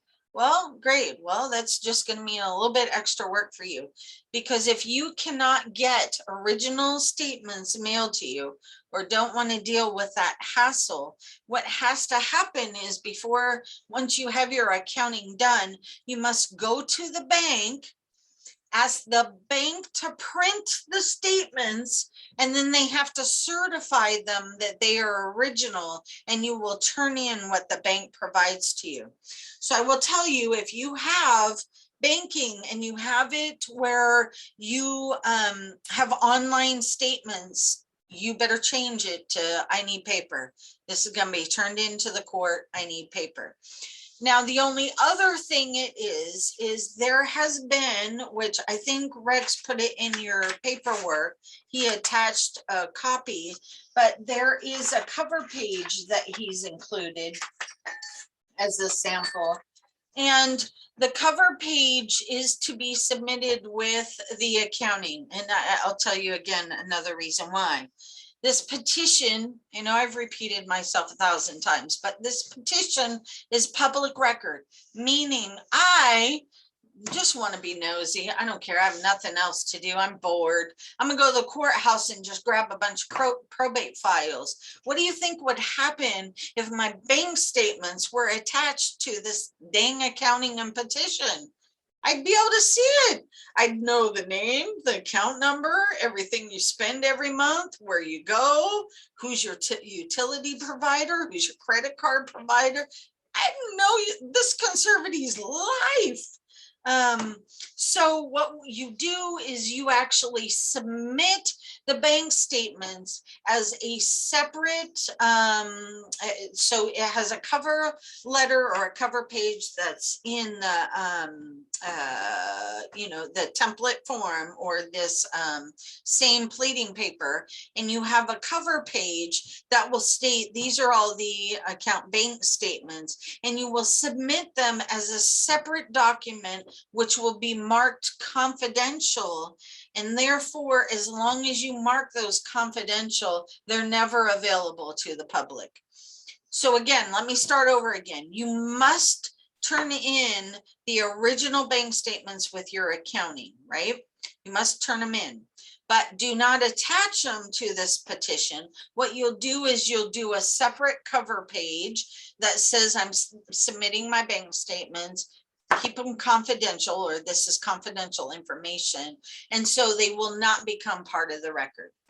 And the courts will like you. If you attempt to submit the bank statement, the original bank statements with this petition, you're gonna get a smacking on your hands stating you just exposed this conservatee's entire life to the world. And I have once or twice in other cases, not mine, thank God, but in other cases been on to where the judge has said now, because he just noticed it, he has said now that he was going back and he is has to do this big thing to write the clerks and to get the file, whoever does the programming of the computers, to figure out how they can wipe off the bank statements so it's not public information. Because I'll tell you, like Alameda County, I can log in to any case, whether it's mine or not, as long as I know the case number. I can log in and I can pull every document that's ever been submitted to the court. Just pull it. Contra Costa isn't there yet, but Alameda is. I can pull it and see it all. So I can sit at my house at home, and as long as I know a bunch of case numbers, I can look at all their documents. I know all the parties. I know, you know, do people do that? No, I hope not, but you never know. So don't submit your bank statements with the petition, but you must submit them. Okay. And here's a big note right here for you to read. Okay, going down, capital changes. I am telling the judge, yeah, there's no big, you know, thing going on here, but you should state that. Then a statement of liabilities. In this case, the conservatee has a promissory note secured by a deed of trust. That means they have a loan on their property, and they're making payments. So in this case, I would state the balance due on the note as of the day you're ending your accounting is this. My monthly payments is this. It bears a rate of interest at this. There is no balloon payment. So you're putting everything up front, even to contingent or potential beneficiaries. Like, say, for instance, you have that it really will be going to, so say it's grandma you're taking care of, and it goes to all grandma's kids, which are me and 8 sisters. Let's say one of my sisters passes away, so it really would go to the grandkids. So the grandkids now become what they were kind of contingent at a time, now become the real beneficiaries. But it gives everybody a notice of what you're doing and why, and so that the more you put out there, the less questions or the less opposing, and it's supposed to be less opposition you will get for it. Okay, there's such thing as called a special notice. What is a special notice and why would I put it in here? So let me tell you that anyone can file a special notice on a case.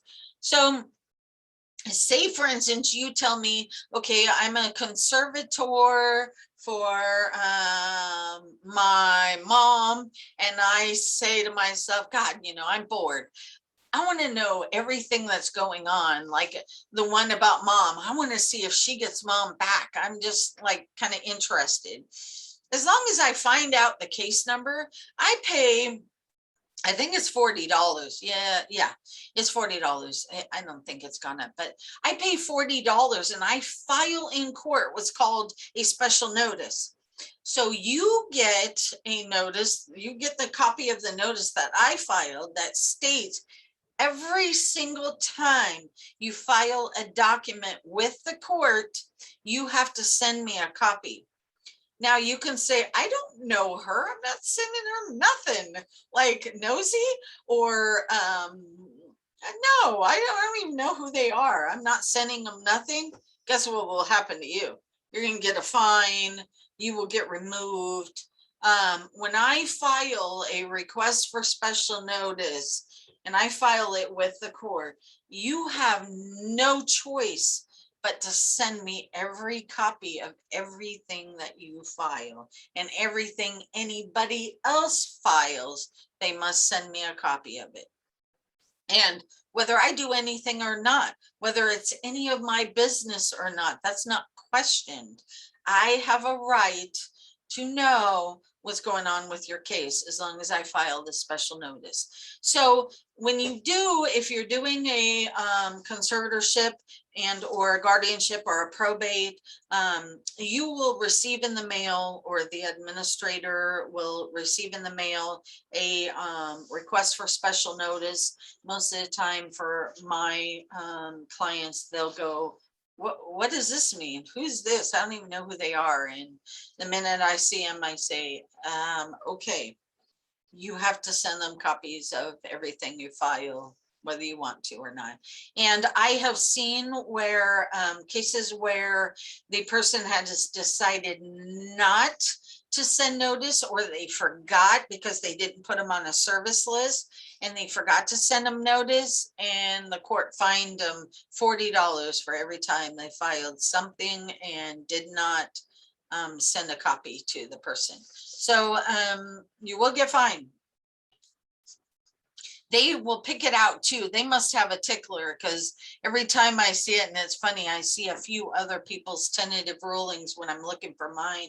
I'll go through and I'll say, they'll say, there was special notice filed on this account and not served. And sometimes they'll even not hear your case. They will make sure that they will give you a new court date, which is always 4 or 5 months out, and say you have to serve that person first.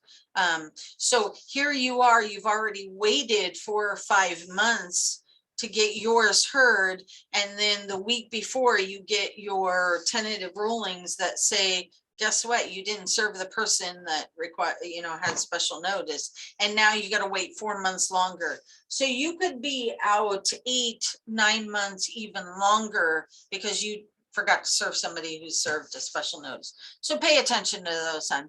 In this case, we put that there are no special notices filed. If you do get one, I would change this and say Tamara Brown has filed a request for special notice on this case and has been given a copy, or will receive a copy, or has been sent a copy, or whatever. It depends on where I am with it, on what you say here.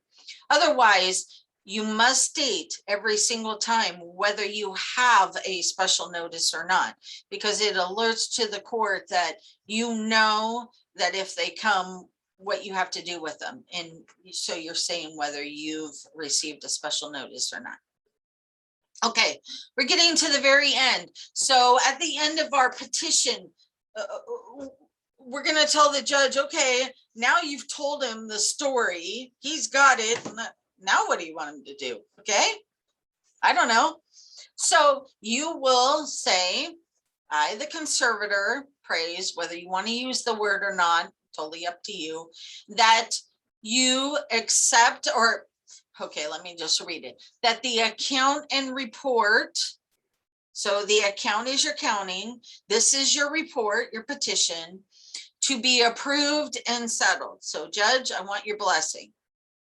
Okay, that all the acts that I have shown in the accounting, and I've also stated in this petition, which is sale of the car, sale of the vacation home, so on and so forth, I want those to be approved. Okay, got it. Please, I want you to bless the car sales, even though it was, a loss. I want you to bless that I sold the furniture, even though it's a loss. So you're asking for them to approve everything you've said up top. So now you're asking for, upon the settlement, so now that you've approved everything I've done, I should be able to pay myself the amount. And remember, he only asked for $500. So I should be able to pay myself $500 as compensation for my services during this account period. Don't just end it, I should be paid $500 for my services. Okay, you've just indicated that means forever. Or somebody else could take it. No, she just said for all her services, she ended it there. So I'm not paying anything more than the 500 because she said that's what I want for all my services. So that's where it's really important. If it's only for the account period, you state in here, I want to be paid 500 for this account period. Okay, this one has an attorney. Remember, we've said that up above. So in this case, I am authorized to pay the attorney, whatever, you know, his amount. It's unpaid. I haven't paid him yet. He's sitting patiently waiting. That's the only thing that we know with probate conservatorships, guardianships, and things of that nature that even I myself, although other LDAs do it differently, I don't get paid either until this has gone through and is approved. I know typically they are allowed to pay you, but I make sure that I've submitted and done everything and get paid at the end. So I have a little bit of waiting also. So, you know, I'm waiting and watching and I'm making sure this is going through because that's how I get paid. So anyway, that's totally up to you whether you do that or not. If it hasn't been paid, then I do become a liability and say also the accounting. A lot of times when I have the CPAs, some of them that I work with on a regular basis, they will also not collect until the court is approved. So I'll say 500 needs to be paid to the CPA, you know, and this amount needs to be paid. So I have a few things that need to be paid that I ask for approval for. Now, I'm not talking the gardeners and the regular maintenance people and things of that nature. I'm talking mostly the like top professionals, or most of the time when you call somebody a professional, that's ones I usually save and wait for a petition to be granted. Okay, so what else would you also want? You're also going to tell the court, you know what, whatever else you deem proper and fit, hey, prove it for me. And I'm allowing you to tell me what else. Sometimes I've seen they'll write a few things more. Sometimes up here they'll say, well, I don't want to approve the accounting because there seems to be one or two little tiny things that are wrong. So they'll cross out the word approve and they'll say the accounting is accepted. That does not mean approved. Accounting accepted means we see it, we get what you're trying to say, we don't necessarily agree to it. So if a beneficiary wants to contest it, you cannot say, no, the court approved it, too bad, you're too late. As long as they only accept it, there still can be contesting of it.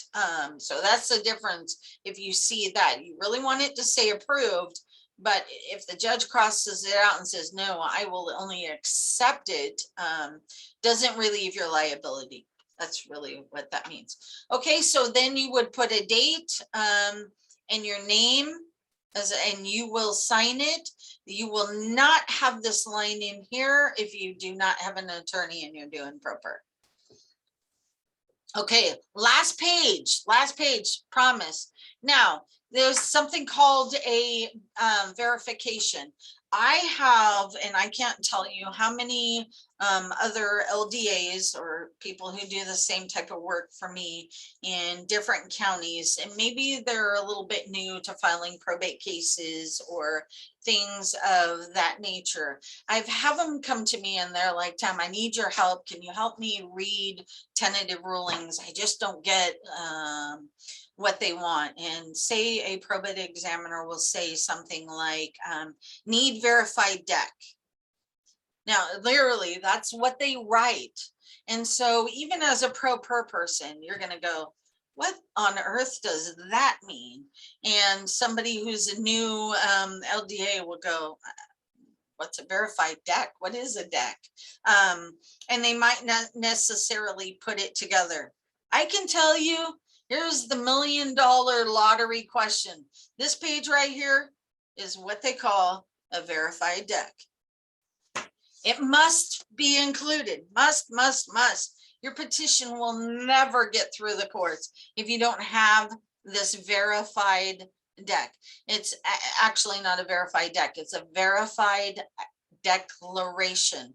So you as the conservator, you will also need this on many other papers. So like say the attorney, say you do have an attorney and the attorney states, hey, I want to correct line items 2, 4, and I'm gonna correct them this way and that way because I made a mistake when I turned in the petition. His declaration that he turned in must have your verified deck on it. So he cannot turn in a petition for corrections without having this verified deck from you as the conservator. And you must have a verified deck if it's your petition.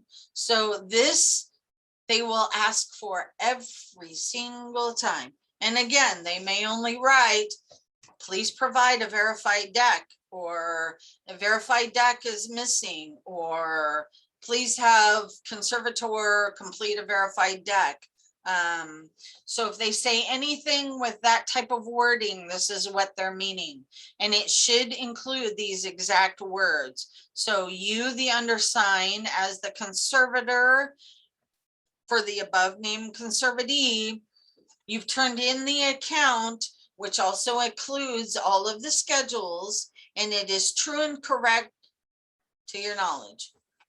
Again, this could say in here, I know a lot of the times would say if it was just a declaration to correct examiner notes, it would say the conservator, same line item, and it says the declaration of the attorney in response to examiner notes or something like that, or it's the petition for probate, or there's a lot of times that you'll have a verified deck. So you really are just, as the conservator, signing under penalty of perjury that the information you've submitted to the court is true and correct. That's what a verified deck is. So you'll address it and sign it. The only other thing I will tell you right now is every single petition must include original signatures, should be blue ink. A lot of times, even though they're original signatures, if they're in black ink and some reason the file clerk or the examiner thinks it's not original, they will not hear your case, because they'll say, we don't accept e-sign signatures, we don't accept, not in probate, or as of yet anyway, not here in Northern California. So you make sure that you sign original, you turn in original signatures. They can be in any color. I wouldn't suggest like a yellow or any pink fancy funness, but pink would work too. But they have to be able to tell it's an original signature. So that's the end. Oh, and here's the cover letter. Hey, what I was talking about. So here's Rex had put in his own header to show you who is the attorney for. It's the state of county of Costa. He is Britney Spears. We all know this one, quite interesting. I myself, you can use in the matter of my cases. I usually put the estate of, I don't like the matter wording. I usually do this, the estate of, or the regarding the conservatee, but you can use words or use his also. Excuse me. Mhm. You did mention something about confidential. If we're going to attach it, where do we write that? It could be, he doesn't have it written here, but I myself would put, I think they see this original bank statements that he's put in the center right here. I think they all know that that means it's confidential, hon. Okay. But you thank could put confidential original bank statements. Okay, sounds good. Thanks. And so this is your cover page. What it really is, the same thing like for deeds and stuff. They want to have this square, kind of square, and even though it's invisible, this square box to be able to put their file stamps and their little, and sometimes they'll do it sideways. You know, I've seen them all different directions, but you're legally supposed to leave a certain square box inch for them to put their stamp, and that's just what this cover page does. So should I put a monthly bank statement or just the yearly, annually? You have to, with your accounting, hun, you have to put every bank statement that goes with that accounting.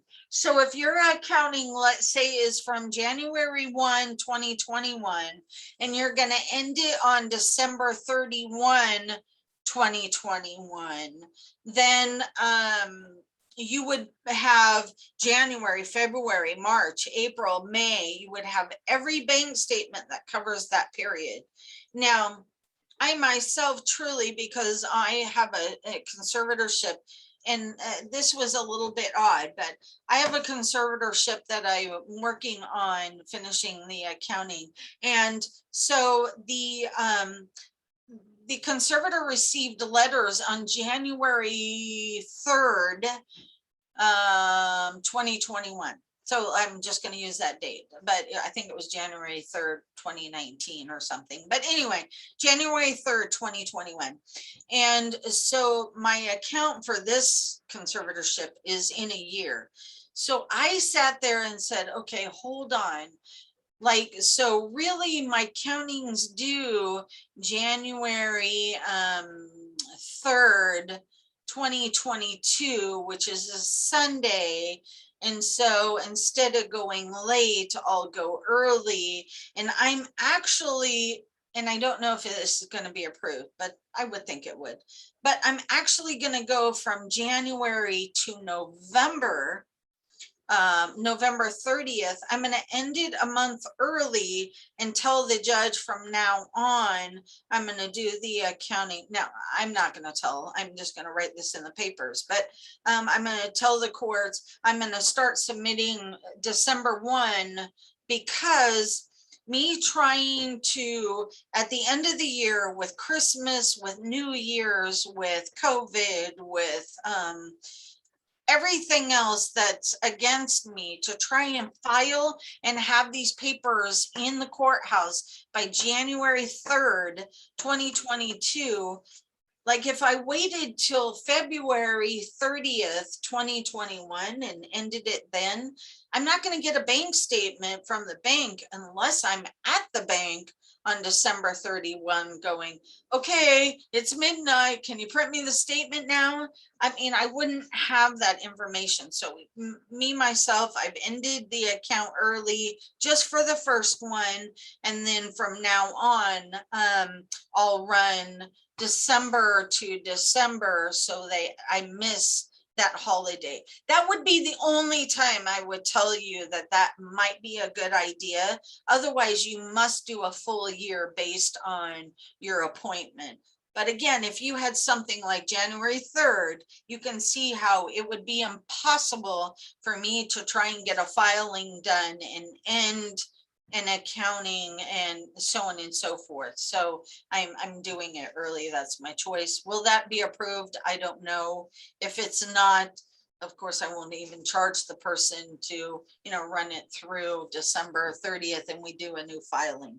But I can pretty much say it should be approved. I have a question. Uh-huh. So I'm trying to close out this current case I have. He's all done. He just had a house. He's the only sole beneficiary. It's super easy. And to close it out, so I'm preparing right now. His letters were issued August 30th this year, Okay. 2021. Mhm. So when I'm filing the petition to close this out, what date would I use? When are you, well, you have to put the date you're closing it. So you, I mean, if I could close always, it next week, I would want, I was like, yeah, then fine. I would go at the end of a month. I don't know that I don't Okay. like the splitting a month because you have a bank statement, but if you have already cleared the accounts, closed the accounts, well, you probably can't until you get your final, but if you're ready and you're gonna say, because there is another step to this, even if you're gonna close an account, you have to do another ex parte for final, closing of the case to the court, but so I would just close it whatever date you file your petition, and turn in the original bank statements with that and say we're ready for final, and you don't have to wait the year, no. so when it asked me to fill that date in, closing date, I could put in, like if I wanted, I could put December 30th, but still try to get it closed earlier. Yes, but if you put December 30th, you have to turn in a bank statement that says December 30th. Oh, got it. Okay. All right. So I could put December 1st. You can put December 1st, but if December 1st starts a new cycle, so most banks run to the 30th of November, then you started a new cycle and you would have to include everything for December 1st date. So that means you're going to have to wait still for the December statement before you can file your petition, because there's one day on there. So if you want to do that, I suggest to you that you close it November 30th, but. Okay. Thank you very much. This has been awesome. I appreciate it. I can't give you legal advice, so I'm not saying, I'm just saying. LDA to LDA, that's all it is. Don't include that one day, because now you got a bank statement you got to wait for. Oh my God. Okay, So- thanks. Unless, one more thing, Hud, and then I'll get to your question. But unless you have an accounting, a bank that you run different, like you're not running the first, because some of my clients, they run their accounts from the 10th to the 10th, and I'm like, okay, and now I've got to try and figure out when you're closing and blah blah blah. And so if that's the case, then yes, close it the day that period ends. So if it closes on the 10th, you're ending your accounting on the 10th, so that you have a complete bank statement. Okay, appreciate it. Okay, what's the next question, hon? I'm sorry. Yeah, I just those are counting for the first one is you have to file within 1 year. It's the 1 year period. For example, my appointment is July 30th. Then my accounting has to be filed on July 30th of next year. So, but the question is, do I have to put all the file, send it to the court before the end of the period, or I can do after the end of the period? You can do after an end of the period, but I wouldn't do it more than 30 days, because they might send you, you should have it all completed. So what I do is, when I know my cases have an accounting or have a filing or have a deadline, I will complete the accounting for the 11 months ahead of time.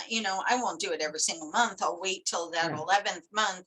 I'll complete the accounting, I'll complete the petition, and I'll have everything ready to go, that when they hand me that one last statement, I'm only either entering in interest and increasing my what's my balance in my account by a few cents, or or I already know, like I'll ask the client, okay, tell me what transactions, or a lot of times I've even asked them, go to the bank and have the bank print you out a transaction record through today's date, you won't have a bank statement, but I can use the transaction record to at least record on the accounting so that when they do get the bank statement, I'm the next day handing them the stuff to go file in court. So, I mean, you don't have much time, unfortunately, but you do, it's not due the exact day because they know you're waiting for bank statements, but I'd say don't wait long. And then also the expenses is happening every day, you know.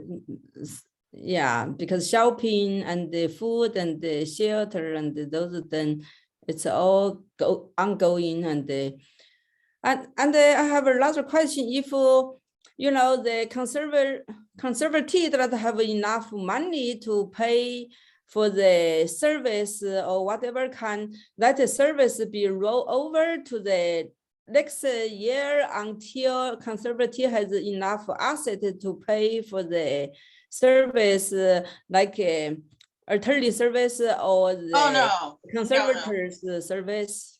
No, it's going to have to be, well, sometimes attorneys will get a creative, depends on how much they want to. They can, you know, file a lien on a property if they want. You've got to figure out how to pay the expenses, whether you have to start selling some stocks or selling real property or selling some things to pay. There's a possibility you can talk to the attorney and say, hey, we won't have the money at the time of close, you know, at the time this closes, but we'll have it in 4 months. Will you wait that long? And it's up to the attorney, hon, really is. But you're supposed to have enough funds, or make sure that that person has enough funds for care. So the situation is that the person is under the lawsuit. So like a workers' compensation suit, though, which is not closed. There's no settlement, and those charge because the cost of the conservatorship is from the workers' compensation injury case. Otherwise, he did not need the conservatorship because of the injury cost, those situations. Can those charge like, you know, like the conservator service, like my service or other service can be put on the lien against the worker compensation? Oh yeah, that can be put on hold. You just need to call the attorney and ask them. Okay, so until the worker compensation insurance, the judge decided, say the insurance is liable for those payments, then they get paid, right? Correct. So you would just wait until that time, but you have to ask them. Yeah. Oh, I have to state says those can be held until the fund come in from the workers' compensation case, because those charge will be put on the lien. Right, that's something you would also write in your petition, because then you know you've put everybody on notice that you're waiting and that they have no money until this settlement, until this is resolved. Yeah. But then you have a part of what if they don't get anything, or what if it's loses, or what if it, you know, but don't worry about it, you know, you just have to push forward. But just get approved by the judge for the amount first, then say what's going to happen if they pay some money, then they get paid, then if they don't pay, maybe have to find the other way, or just forget about it. So. Well, I doubt an attorney will forget about it. Oh, okay. They're not going to forget. No. But yeah, I hear you on that. Conservator like me, I can forget about it. Yes, you can forget about it, but the attorney won't. No. Oh, okay. When you get a chance, I have a question also. Go ahead, hon. Okay, great. My first question is, I wanted to know about the the LDA payment, you said that you don't include it at, or you take it at the end. How can we, or is it okay to take it up front? Like if we, Typically, I believe it's just like doing the accounting. You can be paid up front. I myself have just been doing this for a long time, and it didn't used to be that we're kind of just like the conservators, conservatee, and just like the attorney, that we would be paid at the end. So I've just continued that practice. I just said that's what I do. But there is nothing that states that the person cannot pay you your fees when you're done or you submit the project. how do we guarantee that to guarantee, I understand the process, and I'm speaking of probate. How do we guarantee that we're gonna get our money if they don't follow through and file all the paperwork and continue to the very end? Yeah, you don't, like, if you put it on the petition that you are to be paid, and then they don't turn it in or they don't follow up, then you're out. I don't thankfully have clients Okay. like that. I just heard of some people, they go through all this and they don't do, it's like a divorce. You go through the whole thing and you just don't go to the last I get court it, date, yeah. and it's no good. I'm speaking from experience. I just found Oh, that out. that's But- scary. I just have So I'm not- never yeah. experienced that. So yeah. And then another part was, you said that we could fill out some type of document or form so we could be informed when anyone submit. That's correct. That's the request for special notice. Anybody you do not have to be a professional. You can be a homeless person, as long as you have an address that you put on the request for special notice and you want to pay that $40. You're allowed to be have notice on every single file. And a lot of times you'll see that, like, a lot of times, and I've seen it a lot used by these headhunters that have assignments where they've loaned the beneficiaries the money. They will always do a request for special notice. The FTB, if you owe, or sorry, not you personally, but if you're conservatee, you're deceased, your minors wouldn't owe, but owe money to FTB, they will absolutely put a request for special notice on the file with the courts. The Victims of Compensation Board, they don't, and neither does Medicare or Medi-Cal. But the other people I could see would be relatives or friends, or I've seen it kind of law firms, especially like if the attorney was an attorney and then a client decides to go prepare, the attorney may fill out a request for special notice. But then again, an attorney can know to just jump online and get the data anyway. So you see it in quite a few different ways. Mm-hmm. There's been a couple of times that, like, say a case of mine goes stale. I don't let my cases go stale, but prior to me, one of my attorneys that I have, he lets a lot of cases go stale. I will jump on that computer and figure out, okay, where we are, and we're going to keep going. And if you're not, you're going to pay at least for up to that point. And, you know, it goes on and on. And so, like, I kind of watch cases. So as part of when I get a new client in, I do maintain a spreadsheet with the client's name and the case number, so I know how to look it up easily.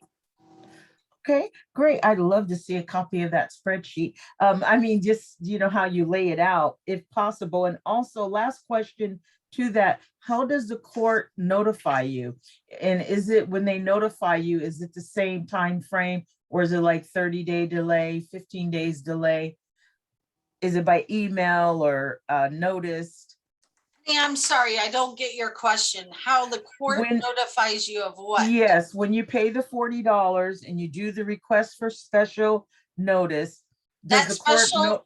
no, that special notice is immediately sent to the conservator or the proper or the special administrator or the guardian, is immediately sent to that person. And it is the responsibility of that person to mail you a copy of everything filed.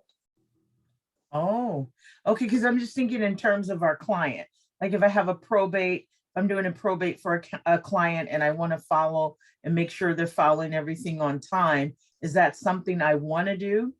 No, that's not something you yourself would need to do, because you can always follow the case without needing that information. So most of the time it's just knowing the case number, because so I'll tell you, Contra Costa County, they're a little bit behind like Alameda and San Francisco, but even San Francisco is a little bit stingier with their information. So Contra Costa, I can always take a case number and find out which part of the process we're at or about where we're at, but I can never see any filed documents or copies of filed documents without going down and taking copies. Whereas Alameda, as long as I have the case number, I can see everything filed anyway. You just have to know how to do that. And it's very simple once you get to doing it, to do it, but a proper person really wouldn't know.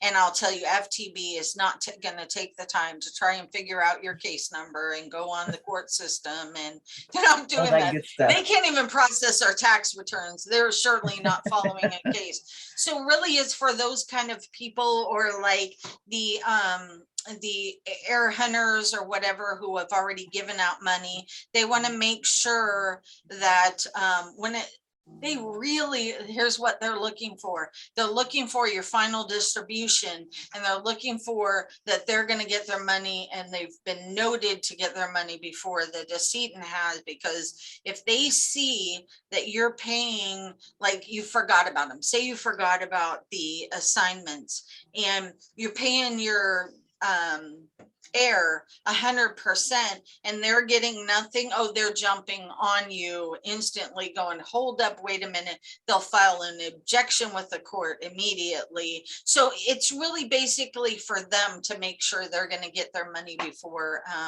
the party.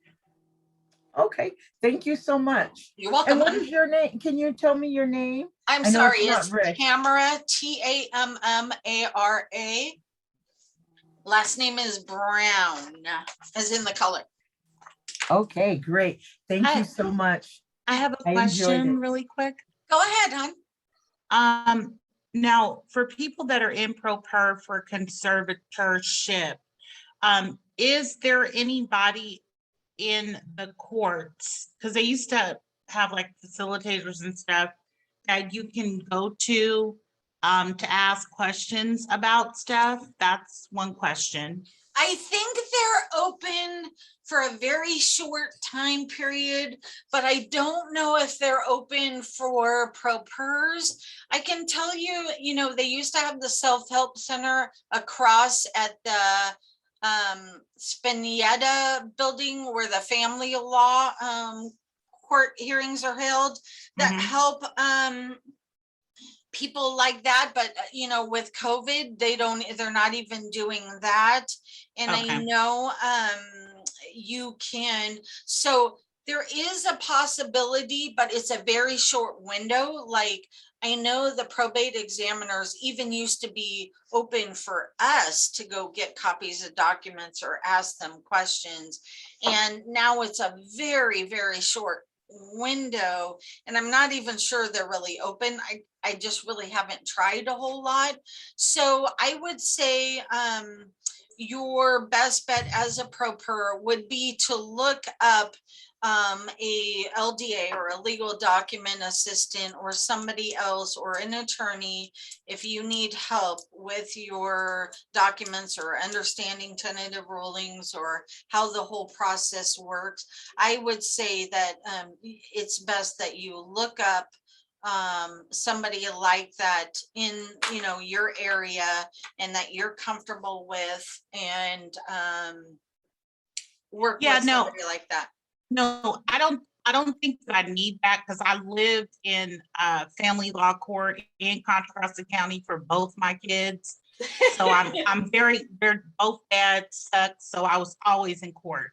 So I'm very comfortable with the legalese, legal paperwork. I have a Black's Law dictionary. I love the law library, know where to Yes, find stuff. Carrie, she is Yeah. the best. If you know Carrie, she is the best over there. Yes, so no, I just need that second set of eyes before I actually submit to say, okay, you got it. You checked all the boxes, it's all good. But my second question is, I can tell you, Hen, just one thing about that is typically, I will say an LDA, if that's who you're going to start looking for or thinking about, LDAs are really not allowed to review your papers, although there are some that do, because that's considered giving legal advice. got it. All that they can do, or all that we're supposed to do, is tell you that we will. So if you think about it, the same amount of money that it would take for us to review your forms, we can complete ones from scratch and send it to you, and then you can compare the two documents and decide which one you want to use, is really the best answer we're supposed to give. Okay, makes sense. My third question and final, in terms of serving. Now, if the person has like a deadbolt on their gate where you can't get in, cameras all around where you basically cannot get in, how are you supposed to serve them? Are you talking about a petition like this, or are you talking? I'm talking about the petition. For the conservatorship or for this Yes. county? For the Okay, so conservatorship. that's a totally different thing. You have to go through either the sheriff, you have to go through whatever means necessary. If you still,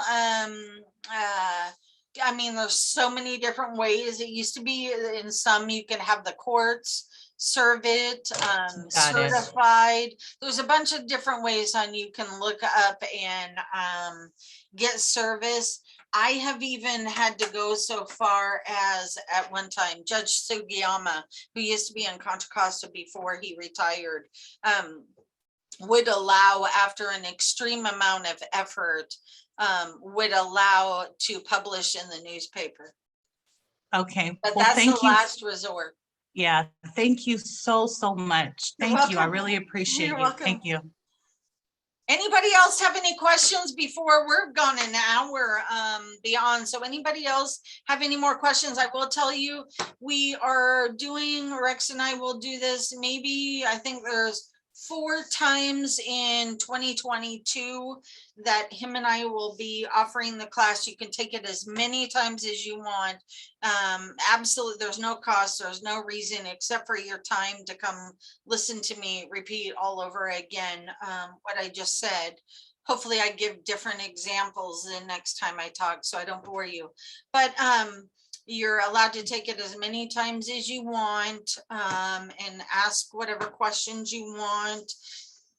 And otherwise, only thing I can suggest is, like I said, if you're really getting stuck in between the classes, you have to file something to look up on the internet for an attorney or a legal document assistant or you know, somebody that could help you. Again, don't know about the courts and the whole, if they're really servicing. For a long time, they were not. So I don't know if they've really opened that back up or not yet, or yes or no. So yeah, I have one more question. So how many hours the conservator to serve for conservatee is allowed. So is there a limit or? No, Because no the limit. recently- No No limit. limit. because If you because- spend 5,000 hours, that's more than a year's worth of time. But if that's the amount of time you spend, then that's what you put. Okay, because right now the conservatee has and needs me to take him to out every day, so it's kind of a long hours. So I'm That's what you put, hun. Only thing that Yeah. could happen is the judge say, this is Maybe. a little too much and knock it down. And Okay. then you have you have a right to go, well, no, really. I mean, it's really going to be dependent upon what your invoice looks like and what your details are. If you do an invoice that says every day, like put every day, I had to take the conservatee on a 2-hour walk, or he loves to go watch, I don't know, baseball, or loves to go to the park for 2 hours every day. And that's what you use, then you put what you did and let the judge tell you no later. So the accounting, I think the bank. So we started with our joint account. Then right now, before the appointment of conservatorship, I had the joint account with him. We received the benefit from Social Security or whatever, and worker compensation. So right now, do I need to change that account to the trustee account, or I can keep the same way because I'm afraid? Well, you're doing a conservatorship, so it's not a trustee account, hun, no. Okay, conservatorship account. Do I have to change the name to the You conservator? should have that type of name on your account, yes. Yeah, if I don't have it, can I still keep that the same way? Because I'm afraid the letter, maybe the worker compensation, maybe something messed up with the payment. I cannot get Yeah, hun, I don't have enough experience Okay. to be able to answer your question on that. I just really don't, hun. Okay, thank you. And I don't want to tell you something that's wrong, so Okay. I'd rather not say nothing at all. I'd rather say I have no idea.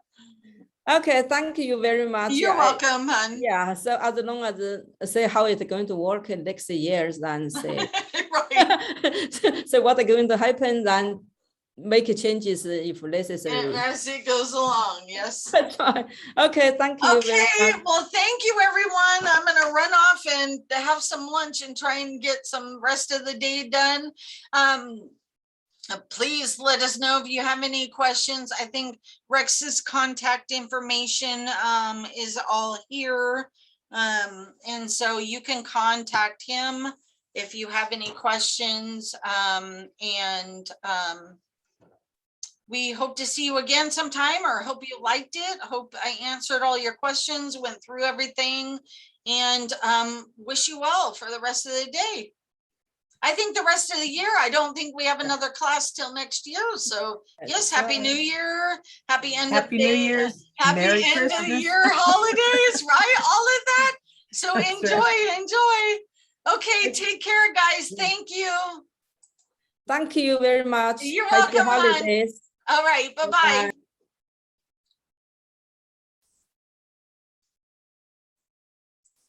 See.